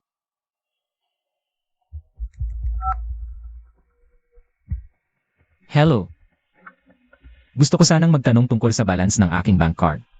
MR Chiao, may regulasyon ang bangko sa inyong investment. Kung kayo ang dahilan ng pagkasira ng kontrata, kailangan magbayad ng kompensasyon. Malaking halaga ng penalty. Ang mga bank card sa ilalim ng inyong pangalan ay sunod-sunod ng na-auto-deduct. Nawala lahat? Meron pa rin po. Tutulungan ko kayong i-check. Sabi ko na nga ba? Kahit wala si Yeshu, may ilang pundasyon pa rin ako. Hindi naman sigurong wala akong pambili ng isang bahay. And Xiao, Ang kabuwang balance ng inyong bank card ay 3 piso at 4 na sentimo. Aki-confirm po. Hello, MR Xiao. May iba pa po ba kayong itatanong? Sir, bibilhin niyo pa po ba ang bahay na ito? bibilhin. Sandali lang. Yeshu, huwag mong isipin na pag wala ka. Wala na akong magagawa. Kahit walang pera. Marami akong koneksyon.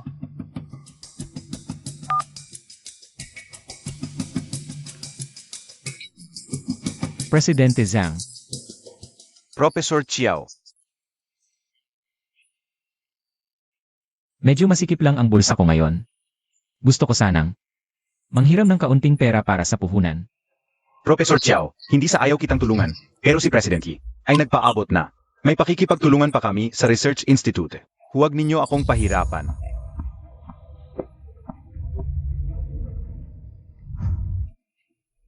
Professor Chiao, narinig ko na nagdiborsyo na kayo ni President Yi. Medyo hindi rin ako comfortable. Maghanap na lang kayo ng iba. Mga matatandang pusong ito. Noong ipinakilala kayo sa akin ni Yeshu, ang galing ninyong magpuri. Mabuti. Ngayong alam ninyong nagdiborsyo na ako, ganyan na ang ugali ninyo, no? Professor Xiao, anong nangyari? Kung sa tingin ninyo, hindi talaga angkop na tumira sa tabi ni President Yi, di huwag na lang. Hindi rin namin siya kayang kontrahin. Kung magerenta na lang, pwede rin naman. Kasya na yan para sa tulad naming maliit na tao. Hindi kailangang bilhin ang bahay na ito.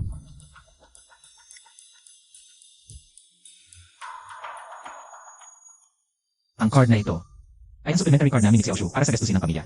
Sa mga nakaraang taon, hindi rin naman kakaunti ang aking naibigay. Ang milyon-milyon sa card na ito, dapat kahit papaano ay kalahati ay sa akin. Karapatan kong gastusin ito. Mag-swipe. Sige. Tara, pirmahan natin ang kontrata.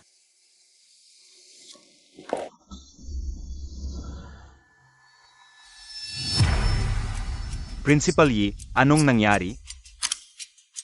Wala. Hindi na kailangang maghintay ng 1 buwan para kumuha ng divorce certificate. Maghanda ka na lang para sa kaso ng diborsyo. Xiao Han, gusto kong makita. Kung bawat sentimong ginastos mo, kahit ibenta mo lahat, makakabayad ka pa ba? Sir, ito po ang card ninyo. Ito po ang kontrata natin. Paki-check ninyo. Kung wala namang problema, pwede na nating pirmahan.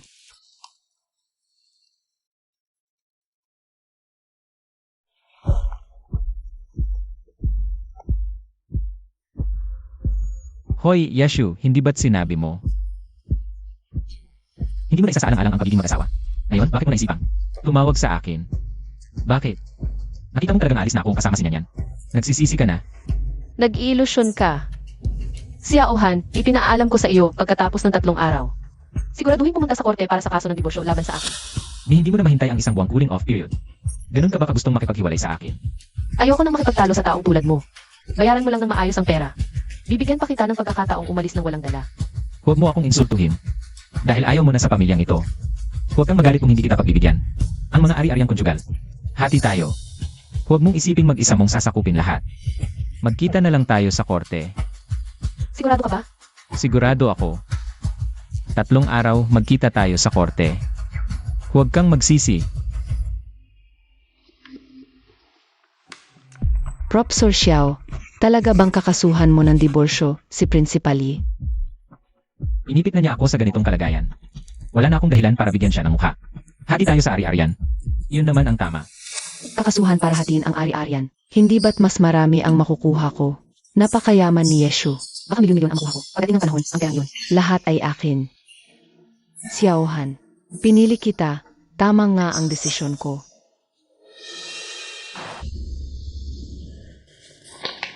Xiaohan. Sinabi mong marami kang isinakripisyo para sa pamilyang ito. Pero sa financial report na ito, wala namang pangalan mo. Gusto mo pang gastusin ang pera ko. Hatiin ang ari-arian ko. Maghanda ka na lang magbayad at humingi ng tawad. Umalis ka ng walang dala.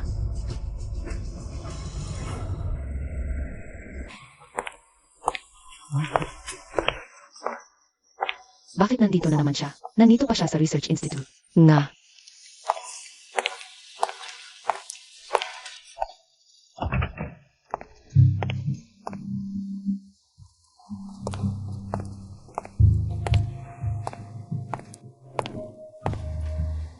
President Yi. Ako na. Anong sasabihin mo? Sabihin mo na. Jayang yan. Ang mga experimental na datos na hawak mo, halos wala ng tama. Bawat isa ay kailangang i-verify uli ng mga kasamahan mo. Talagang hindi ka. Karapat-dapat sa trabahong ito. Pumunta ka sa EUC at kunin mo ang notice ng pagtanggal.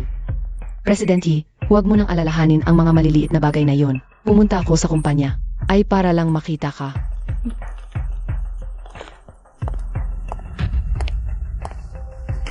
President Yi, anong silbi ng pagpupursige mo araw-araw? Buong araw nag-aproba ng mga dokumento, namamahala ng mga proyekto. Pagod na pagod. Hindi tulad ko, konting diskarte lang ang kailangan. Para sumunod sa aking sityaw, hanang buong buo. Gumagastos ng daan-daang libo hanggang milyon. Nakikita mo ba? Ang kwintas na ito, 20,000. Ang pulseras na ito, 35,000. Ang singsing na ito, 50,000. At yung bahay na yon, 18 milyon. Nakapangalan sa akin. 7 taon na kayong kasal ni Professor Chiao. Anong binili niya para sa'yo? Tingin ko, ala kang isang disenteng alahas sa buong katawan mo. Isang walang kwentang sirang manika. Itinuturing mo ka rin kayamanan. Talagang hindi ka bagay sa mataas na lipunan. Bukas palad siksiyauhan sa iyo. Pero nagtataka ako. Jayang yan. Kung may magsasabi na dapat mong bayaran. Ang lahat ng mga gastos mong iyon, kaya mo bang bayaran? Bayaran. Si Chiaohan ngayon ay sumusunod sa akin ng buong buo. Paano niya ako papabayarin? Ikaw ang dapat mag-alala. Kapag nanalo sa kaso si Professor Chiao laban sa iyo. At kinuha ang kalahati ng ari-arian mo, tingnan natin kung paano ka magyayabang. Sige, hintayin ko. Hintayin kong makita ang ekspresyon mo sa korte habang pinapabayaran sa iyo. Ang bawat gastos mo.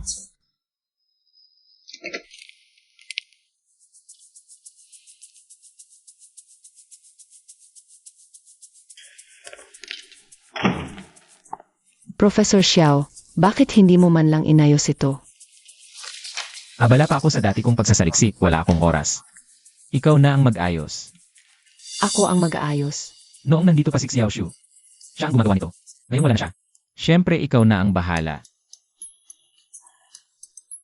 Professor Chow, ang laki-laki ng bahay na ito, mag-isa lang ako. Paano ko ito maaayos? Mag-hire na lang kaya tayo ng katulong. Sige, ikaw na ang bahala. Abala ako ngayon. Huwag mo akong istorbohin.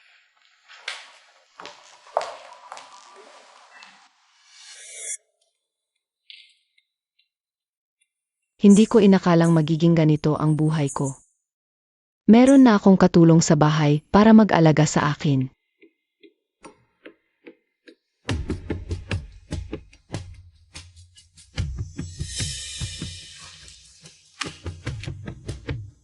Professor Xiao, tingnan mo to, 20,000 isang buwan. Lahat tasali, ano sa tingin mo? Di ba sinabi ko na, ikaw na ang bahala diyan? Sige, ikaw na ang magbayad. Ako na. Noong nandito pa si Xiao Shu, siya ang bahala sa mga gawaing bahay. Maliit lang tong halaga, bayaran mo na. Ganun lang naman yon, di ba? Ako na. Professor Xiao, ikaw ang nagsabing bibigyan mo ako ng magandang buhay, pero ngayon, kahit ganito kaliit na halaga, ako pa rin ang magbabayad. Professor Xiao, sa tingin mo pa rin, di ako karapat-dapat, di ba? No. Nandito pa si Principal Yi. Lahat ng gamit sa bahay ay pinakamaganda. Naiinggit ako noon. Pero ngayon, ako. Sige na. Ako na ang magbabayad. Huwag ka nang magsalita. Professor Xiao, alam kong ikaw ang pinakamabait. Dati, di ko kailangang mag-alala sa mga ganitong bagay. Si Xiao Shu ang bahala sa lahat. Inaayos niya ng maayos. Laging malinis ang bahay. Mainit ang pagkain, pati mga damit ko. Siya ang nag-aayos bago ko isuot. Professor Xiao, tingnan mo to, 30,000 isang buwan. Gold na katulong, marunong magluto ng western food at dessert, at ito. Personal na butler, 50,000 isang buwan. Si Xiao Shu, di kailanman nagreklamo sa mga bagay na may kinalaman sa pera. Kapag nagsimula na ang hiwalayang kaso, ang mga ari-arian sa bahay. Hati lang kami ni Xiao Shu. Masasaktan din siya. Siguro, dapat bigyan ko pa si Xiao Shu ng isa pang pagkakataon. Ito, Professor Xiao, tingnan mo. Yan. Ikaw na ang bahala dito, ako na ang magbabayad. May mga bagay pa ako tungkol sa hiwalayang kaso, gusto kong kausapin si Yeshu.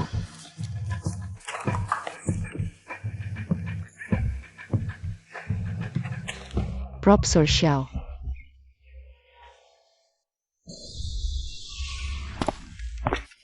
Principal Yi, ito ang research report ko sa proyekto. Maaari nito maayos ang mga maling datos na iniwan ni Xiaohan. Paki-check mo, maipagpatuloy na ang proyekto. Kaya ka pala nag-overtime nitong mga nakaraang araw para dito. Principal Yi, sapat na ang ginagawa mo, di mo na kailangang mag-alala sa mga problemang ito, ako na ang bahala. Magaling.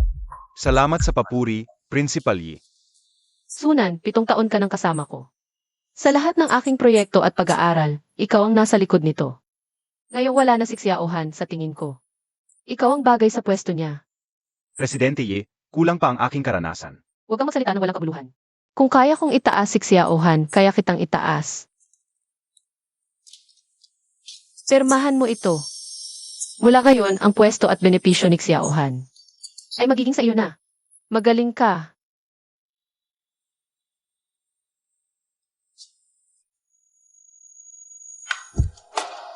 Presidente Yi, naiintindihan ko.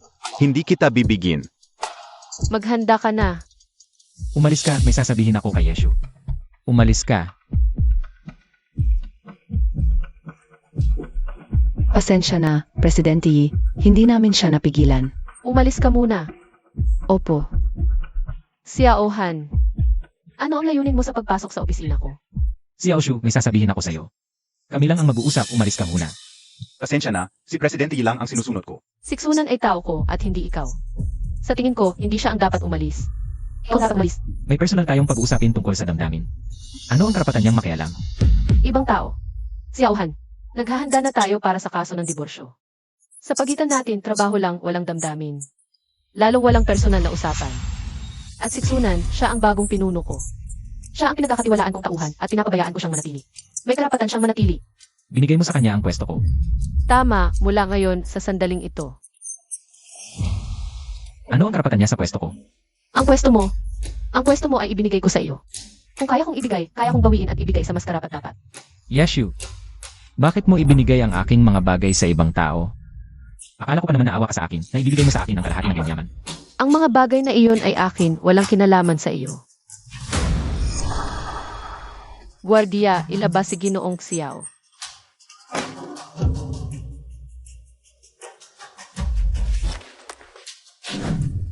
Sige, maghintay ka. Bukas sa korte, kukunin ko ang lahat ng aking pinaghirapan. Ibabalik ko ang lahat. Pagsisisihan mo ito ng lubusan. Umalis ka sa harap ko. Xiao Han. Tingnan natin kung sino sa atin ang makakabawi ng lahat sa korte bukas. Ikaw ba o ako? Kinukumpirma ang pagkakakilanlan na nasasagdal at nagsasagdal. Walang pagtutol sa mga taong narito sa korte. Ang nagsasagdal na si Xiaohan. Maaari mo nang ilahad ang iyong hiling sa paghahabol. Kasama ang mga kaugnay na katotohanan at dahilan. Ito ang mga paglilingkod at perang inilaan ko. Habang kasal kami ni Anye, Yeshu. Malaki ang naitulong ko sa pamilya at sa institusyon. Hinihiling kong bayaran ako ni Anye, Yeshu sa serbisyo. Pinsala sa isipan at bahagi sa proyekto. Kabuuan, 12 milyon. At hatiin ang kalahati ng kanyang mga ari-arian tulad ng villa, sasakyan at deposito. Kabuang hiling, 87,300,000. Yaman na to. Tingnan natin kung hanggang kailan ka magmamataas.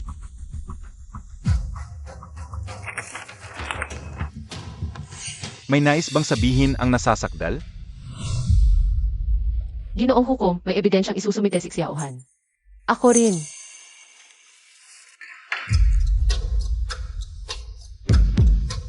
Ano to? Sa loob ng 7 taon, ang kita ko ay 20 beses ng kita ni Xiao Han. Pero ang gastos ko, hindi umabot sa kaliit-liitang bahagi ng kanyang gastos. Ang mga luho niyang binili para sa sarili. Tulad ng mamahaling suit, relo at alak. Ay higit pa sa gastos ko at ng buong pamilya. Bago ang diborsyo dahil sa pandaraya ni Xiao Han sa akademya. Nabigo ang proyekto ng institusyon. Direktang pagkawala, 20 milyon. At ako ang nagbayad nito mula sa sariling bulsa. Sa 7 taon ni Xiao Han, lahat ng kanyang kain, inuman at libangan ay galing sa akin. Patungkol sa proyekto, galing din sa akin. Ang ambag niya sa pamilya at trabaho, hindi umabot sa 10. Ginoong hukom. Ang sinasabi ko ay nasa ebidensyang isinumit ko. Pakitingnan po. Huwag kang magbiro. Hindi umabot sa 10. Hindi mo lang talaga. Nakikita ang mga ginawa ko. Mali ka, Xiao Han. Naaalala ko lahat ng ginawa mo. Naalala mo ba ito? Pebrero 14 na, 4 na taon na ang nakalipas. Araw ng mga puso. Sabi mo may sorpresa ka, dinala mo ako sa mall. Pero bumili ka ng relong nagkakahalaga ng 1 milyon para sa sarili mo. Sa akin, bulaklak na 100 piso lang. Ito na. Ibalot mo. Mahigit 1 milyon? Professor Xiao, ang sarap mo sa sarili mo. Asawa. Ang relo ang pangalawang mukha ng lalaki, kaya dapat pumili ng maganda.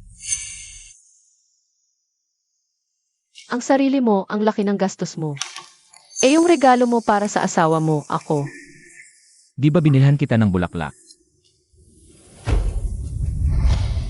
Ito, naitago mo pa pala ito. Hindi lang iyan. Ito pa, noong Agosto 3 taon na ang nakalipas. Sabi mo sasama ka sa akin sa academic conference. Kailangan mo ng bagong suite, pumayag ako. Ang ending, bumili ka ng suite na nagkakahalaga ng mahigit 100,000. At dagdag pa rito, gumastos ka ng mahigit 200,000. Para bumili ng limited edition na sapatos. Tingnan mo, ang bago kong suit, maganda ba? Magaling ang taste ko, di ba? Siyempre naman. Ang suite, 138,000. Ang sapatos, 200,000. Di ba sabi mo suite lang ang bibilhin? Nadala lang yung sapatos. Sa academic conference. Ako ang mukha ng Research Institute, okay lang magsuot ng maganda. Bakit? Ang dami mong pakialam.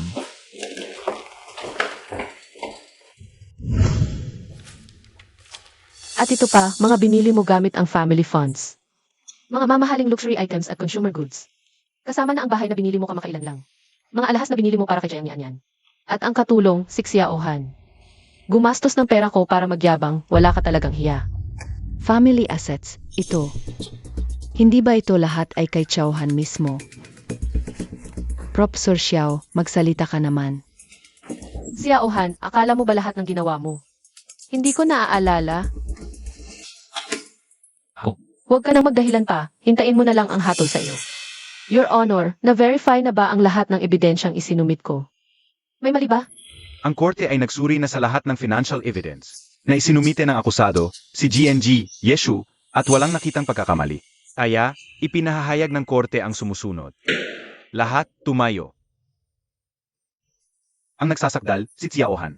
Ang kahilingan na hatiin ang conjugal property ay tinanggihan. Ang nagsasakdal, si Xiaohan, ay dapat magbayad ng pinsala. Sa akusado, si GNG, Yeshu, ng kabuwang 100 milyon. 3,700,000, 3,623 piso. Ang lahat ng legal fees sa kasong ito ay sasagutin ni Xiaohan. Adjourned. Jayang ni Anyan.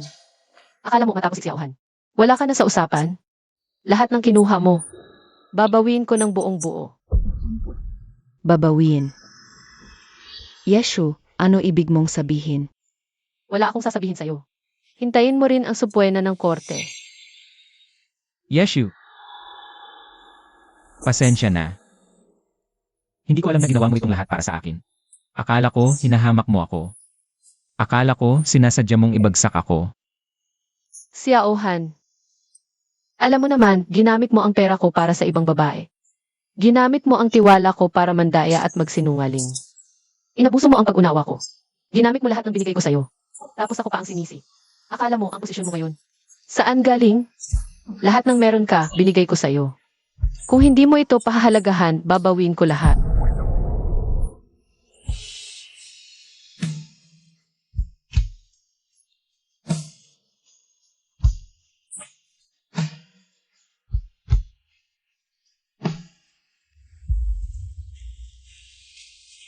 Isang bilyon, Xiaohan. Nakautang ka sa kanya ng 1 buong bilyon? Hindi ko rin alam kung bakit nangyari ito. Hindi ba't sinabi mo, mahahati mo ang kalahati ng ari-arian niya? Makakakuha ka ng ilang milyon. Ngayon, ikaw pa ang may utang na 1 bilyon. Hindi, paano pwedeng sa kanya lahat ang perang ito? 7 taon tayong nag-asawa. Wala ka bang kahit 1 sentimong ipon? Ikaw ang may kasalanan. Mali ang data ng eksperimento mo.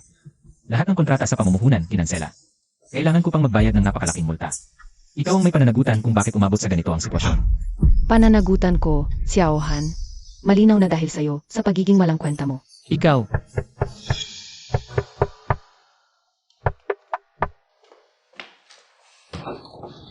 Ginoong Xiaohan. ako, Ito ang notice of execution ng korte. Ayon sa hatol sa diborsyo, kailangan mong bayan si GNG, Yeshu, ng 1 bilyon at 73 milyon, 362 piso. Dagdag pa, ayon sa investigasyon, ang isang bahay na binili mo kamakailan. Kasama ang mga gamit, lahat ay galing sa personal na account ni GNG, Yeshu. Aming babawiin ayon sa batas, para pandagdag sa bayad pinsala. Ano? Babawiin. Nakapangalan sa akin ang bahay na ito.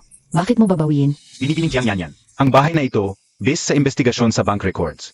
Lahat ay galing sa joint family account. Nina Ginoong Xiaohan at GNG, Yeshu. Si Ginoong Xiaohan ang walang pahintulot na gumamit ng pondo ng pamilya. Ang mga regalo sa ibang babae, ayon sa batas, lahat yan dapat isauli, Ginoong Xiao. Tandaan ang huling araw para sa pagsasagawa ng hatol. Ano? Kaya pala.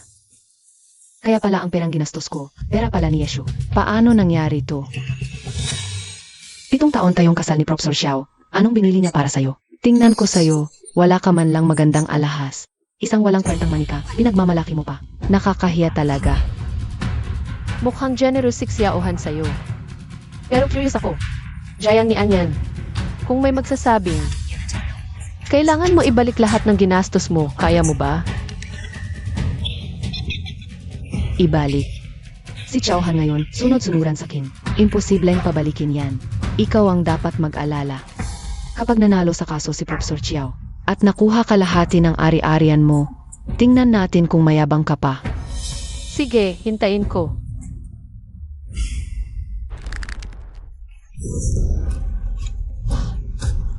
Xiaohan, wala kang kwenta. Ako pa ang nagyabang kay Yeshu. Sabi ko, tama ang pinili ko. Pero simulat sa pool. Ako pala ang pinakatarantado. sisisihin mo pa ko. Para sa'yo lahat to. Huwag muna yan. Dali. Ipagbili mo na ang bahay na to. Pati mga binili ko sa'yo, ipagbili mo lahat. Bayaran muna natin ang iba. Bakit? Binili mo sa akin yan. Bakit ako ang magbabalik kay Yeshu? Bakit? Dahil ikaw ang dahilan. Kung hindi dahil sa'yo, hindi ako makapariwaran ng ganito. Dahil sa'yo, naghiwalay kami na wala ng trabaho na baon sa utang. Tingnan mo suot mo. At mga gamit mo, lahat yan galing sa pera ko. Babalaan kita. Huwag mo kong iwan. Kung hindi, handa ka sa kaso. Gaya ng ginawa ni Yeshu sa akin. Kukunin ko lahat isa-isa. Prop Sir Xiao, hindi pwede. 1 bilyon yan. Kahit ibenta namin lahat, hindi namin mababayaran. Professor Xiao, makiusap ka kay President Yi. Pwede bang palawigin ang deadline? Ipagbibili ko to para may puhunan. Puhunan.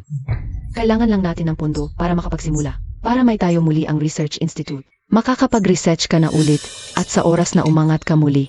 Madali na lang bayan ang utang na to. Tama, problema lang sa data ang proyekto ko. Kung magtatagumpay ang eksperimento, mababawi natin ang bilyon-bilyong puhunan. Ako na ang bahala sa pondo, Prof. Xiao. Bukas ng umaga, puntahan mo agad si President Yi.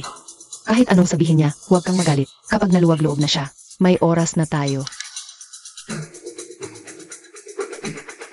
Pipilitin mo talagang magbenta ng gamit. Nabenta ko na. Ngayon, magkadugtong na tayong dalawa. CJ, pupuntahan ko si Xiaoshu.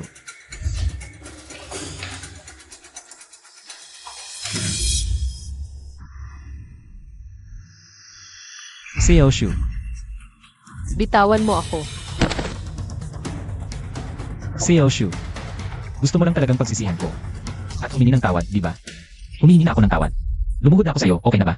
Pwede bang ipagpaliban ng bayaran ng 1 taon pa? Pakiusap, ito na lang. Bigyan mo pa ako ng pagkakataon na bumangon muli. Ginagawa ko lang ito para makabayad sa'yo. Xiaohan, naaalala mo ba? Ang sinabi mo noong gusto mong magdemanda? Sige, hintayin mo. Sa korte bukas, ibabalik ko lahat ng ginugol ko sa mga nakaraang taon. At pagsisisihan mo ito ng lubusan. Maghihintay ka pa ng pagkakataon mula sa akin. Hindi ka karapat-dapat. Xiaoshu,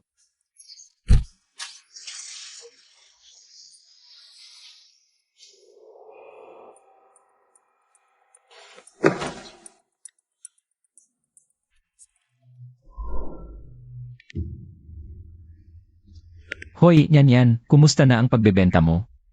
Ang ibig sabihin ni Xiaoshu, ayaw niyang ipagpaliban kaya kailangan natin. Tama na, huwag mo akong madaliin. Nagbebenta na ako. Ayaw ni Presidente magpaliban. Kaya tuloy-tuloy lang ang pagmamakaawa mo. Ano ang magagawa ko sa pagsasabi mo sa akin?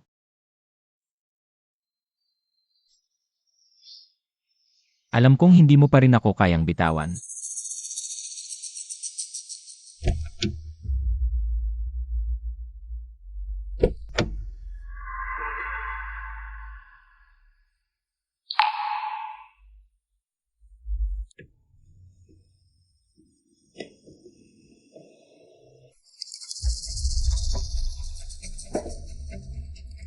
Tagay.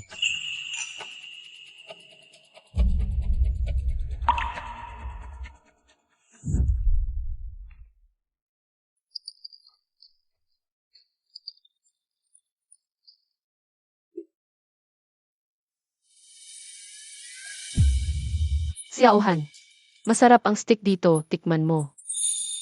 Ikaw na lang ang kumain. Wala akong gana. Palagi kang nakatingin sa phone, busy ba ang proyekto? Sobrang busy. Kain ka muna, may gagawin pa ako sa institute. Aalis na ako.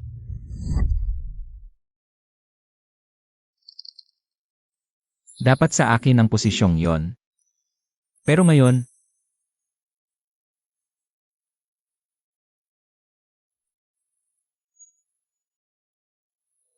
Xiaoshu, ano pa ba ang kailangan kong gawin para mapatawad mo ako? Di ba? Kailangan bang ayusin ko lahat ng nagawa ko noon? Bago mo ako bigyan ng isa pang pagkakataon?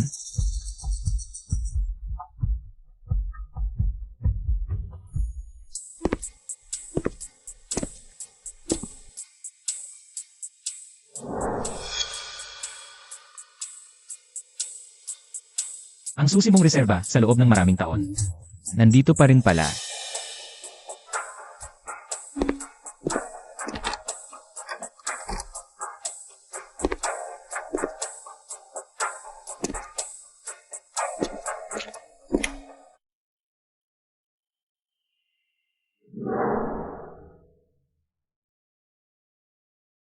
Dito.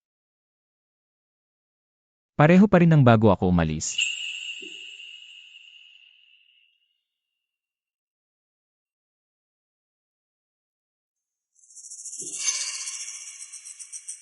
Ang pagmamahal mo. Masyadong mura. Yashu, Xiaohan, mula ngayon. Ibabalik ko sa iyo ang pagmamahal kong ito. Lahat. Walang matitira. Kasama na ang mga pribilehiyong binigay ko sa iyo, pawang mawawalang bisa. di pa niya itinapon ang mga bagay na ito. Matapang ang mga salita niya. Pero sa puso niya, may maliit na pwesto pa rin para sa akin. Xiaoshu. Sa pagkakataong ito, sigurado akong babalik ka sa akin.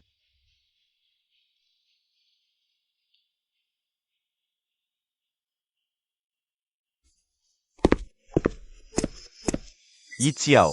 Pinapadala ni Xiaohan ang mga bagay na ito sa'yo. Sabi pa niya, maghihintay siya sa labas ng pinto. Hanggang sa payagan mo siyang makita ka. Wala akong magawa. Kaya pala nawala ang mga basurang inilagay ko sa sala. Na dapat sana'y ipapakuha ko na. Siya pala ang kumuha. Itatapon na ba ang mga ito? Itapon mo na lahat. Opo, Yi Xiao. Sinimulan na rin ang proseso ng pagbawi. Lahat ng ari-arian sa pangalan ni Xiaohan. Nasa proseso na ng pagsasara. At pati sa panig ni Jiang Yanyan. Ayon sa batas, kailangang ibalik sa iyo ng buo ang lahat ng ari-ariang ibinigay ni Xiaohan sa kanya. Ipagbigay alam sa legal na departamento na asikasuhin din ito. Ano ang nangyari kay Jiang ni Anyan? Presidente, nakikiusap ako sa inyo. Bigyan ninyo ako ng pagkakataon. Hindi ko na talaga mababayaran. Alam kong nakamali ako. Alam kong hindi dapat ako ng bola kay Professor Xiao. Nakikiusap ako sa inyo. Naubos ko na ang perang iyon. Nitong mga nakaraang araw, naghahanap ako ng mautangan. Pero hindi ko talaga makumpleto. Nakikiusap ako sa inyo. Presidente, kung papayag lang kayong huwag nang bawiin, gagawin ko ang lahat. CJ, bibigyan kita ng isa pang pagkakataon. Pumunta ka sa opisina ko. Salamat, Presidente. Papunta na ako. Isama mo rin si Xiaohan. Hindi ba't lagi niyang iniisip? Na si Jiang Yanyan ay isang maamo at mabait na. Batang babae na walang alam sa mundo. Ngayon, sampalin ko ulit siya.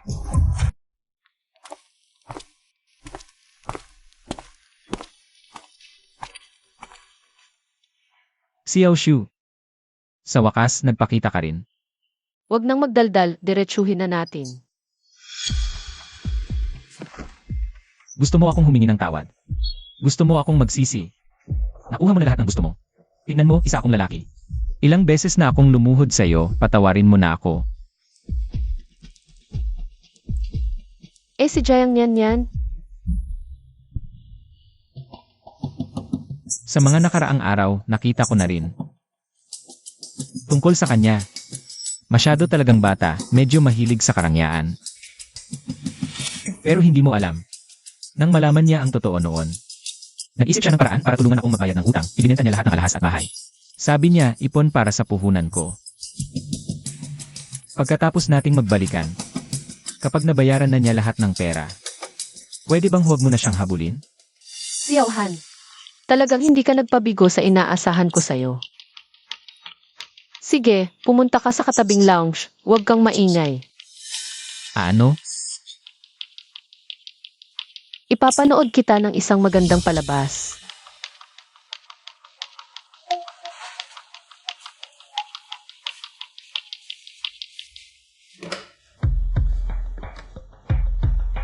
Papasukin si Jiang Yanyan. Presidente, pakiusap, patawarin mo na ako. Ito na. Ito na ang lahat ng ipon ko. Naubos na ang pera noon. Wala na talaga akong maibigay. Presidente, pakiusap. Patawarin mo na ako ngayon. Ayokong makulong. Pwedeng bawasan, pwedeng patawarin, pero depende sa ugali mo. Ugali. Presidente, sige, sabihin mo, gagawin ko ang lahat. Matagal ka nang kasama ni Xiao Han. Maraming bagay tungkol sa kanya. Alam mo siguro, di ba? Presidente Ye, sana sinabi mo na agad. Basta sabihin mo lang. Ang sasabihin ko sa labas, kahit ano. Ako. Pwedeng magsumbong ako kay Xiao Han. Pwede kong sabihin na pinilit niya ako. Pwede kong sabihin na pek lahat ng datos sa papel niya. Jiang yan. Hindi ba't gusto mo si Xiao Han? Gusto. Principal Ye. Sa pagkakataong ito, Mali lang ang pinili kong panig.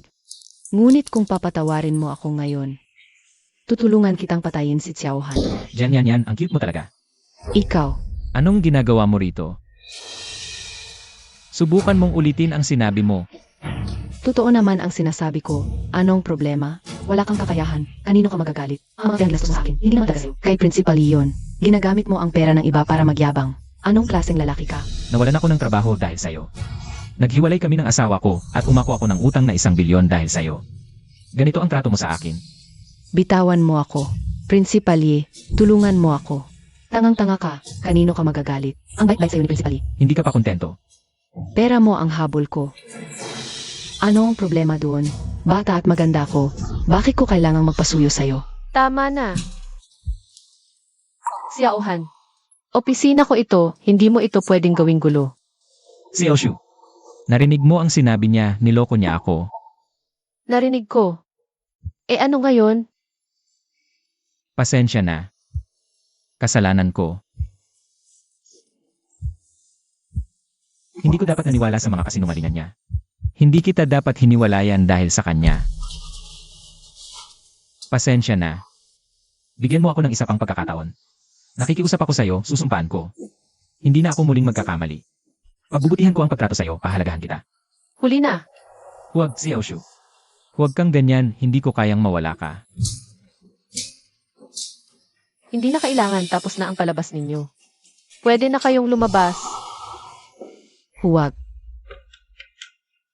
Guardia, paalisin ninyo silang dalawa. Huwag.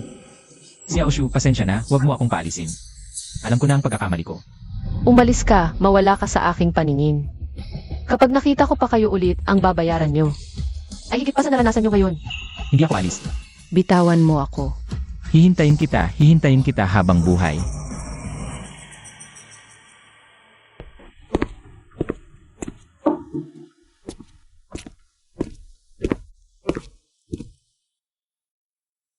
Principal Ye, ayos ka lang ba? Ayos lang ako, kamusta na ang paglipat ng iyong trabaho? Dapat mong simulan na ang bagong posisyon, di ba, Director Su?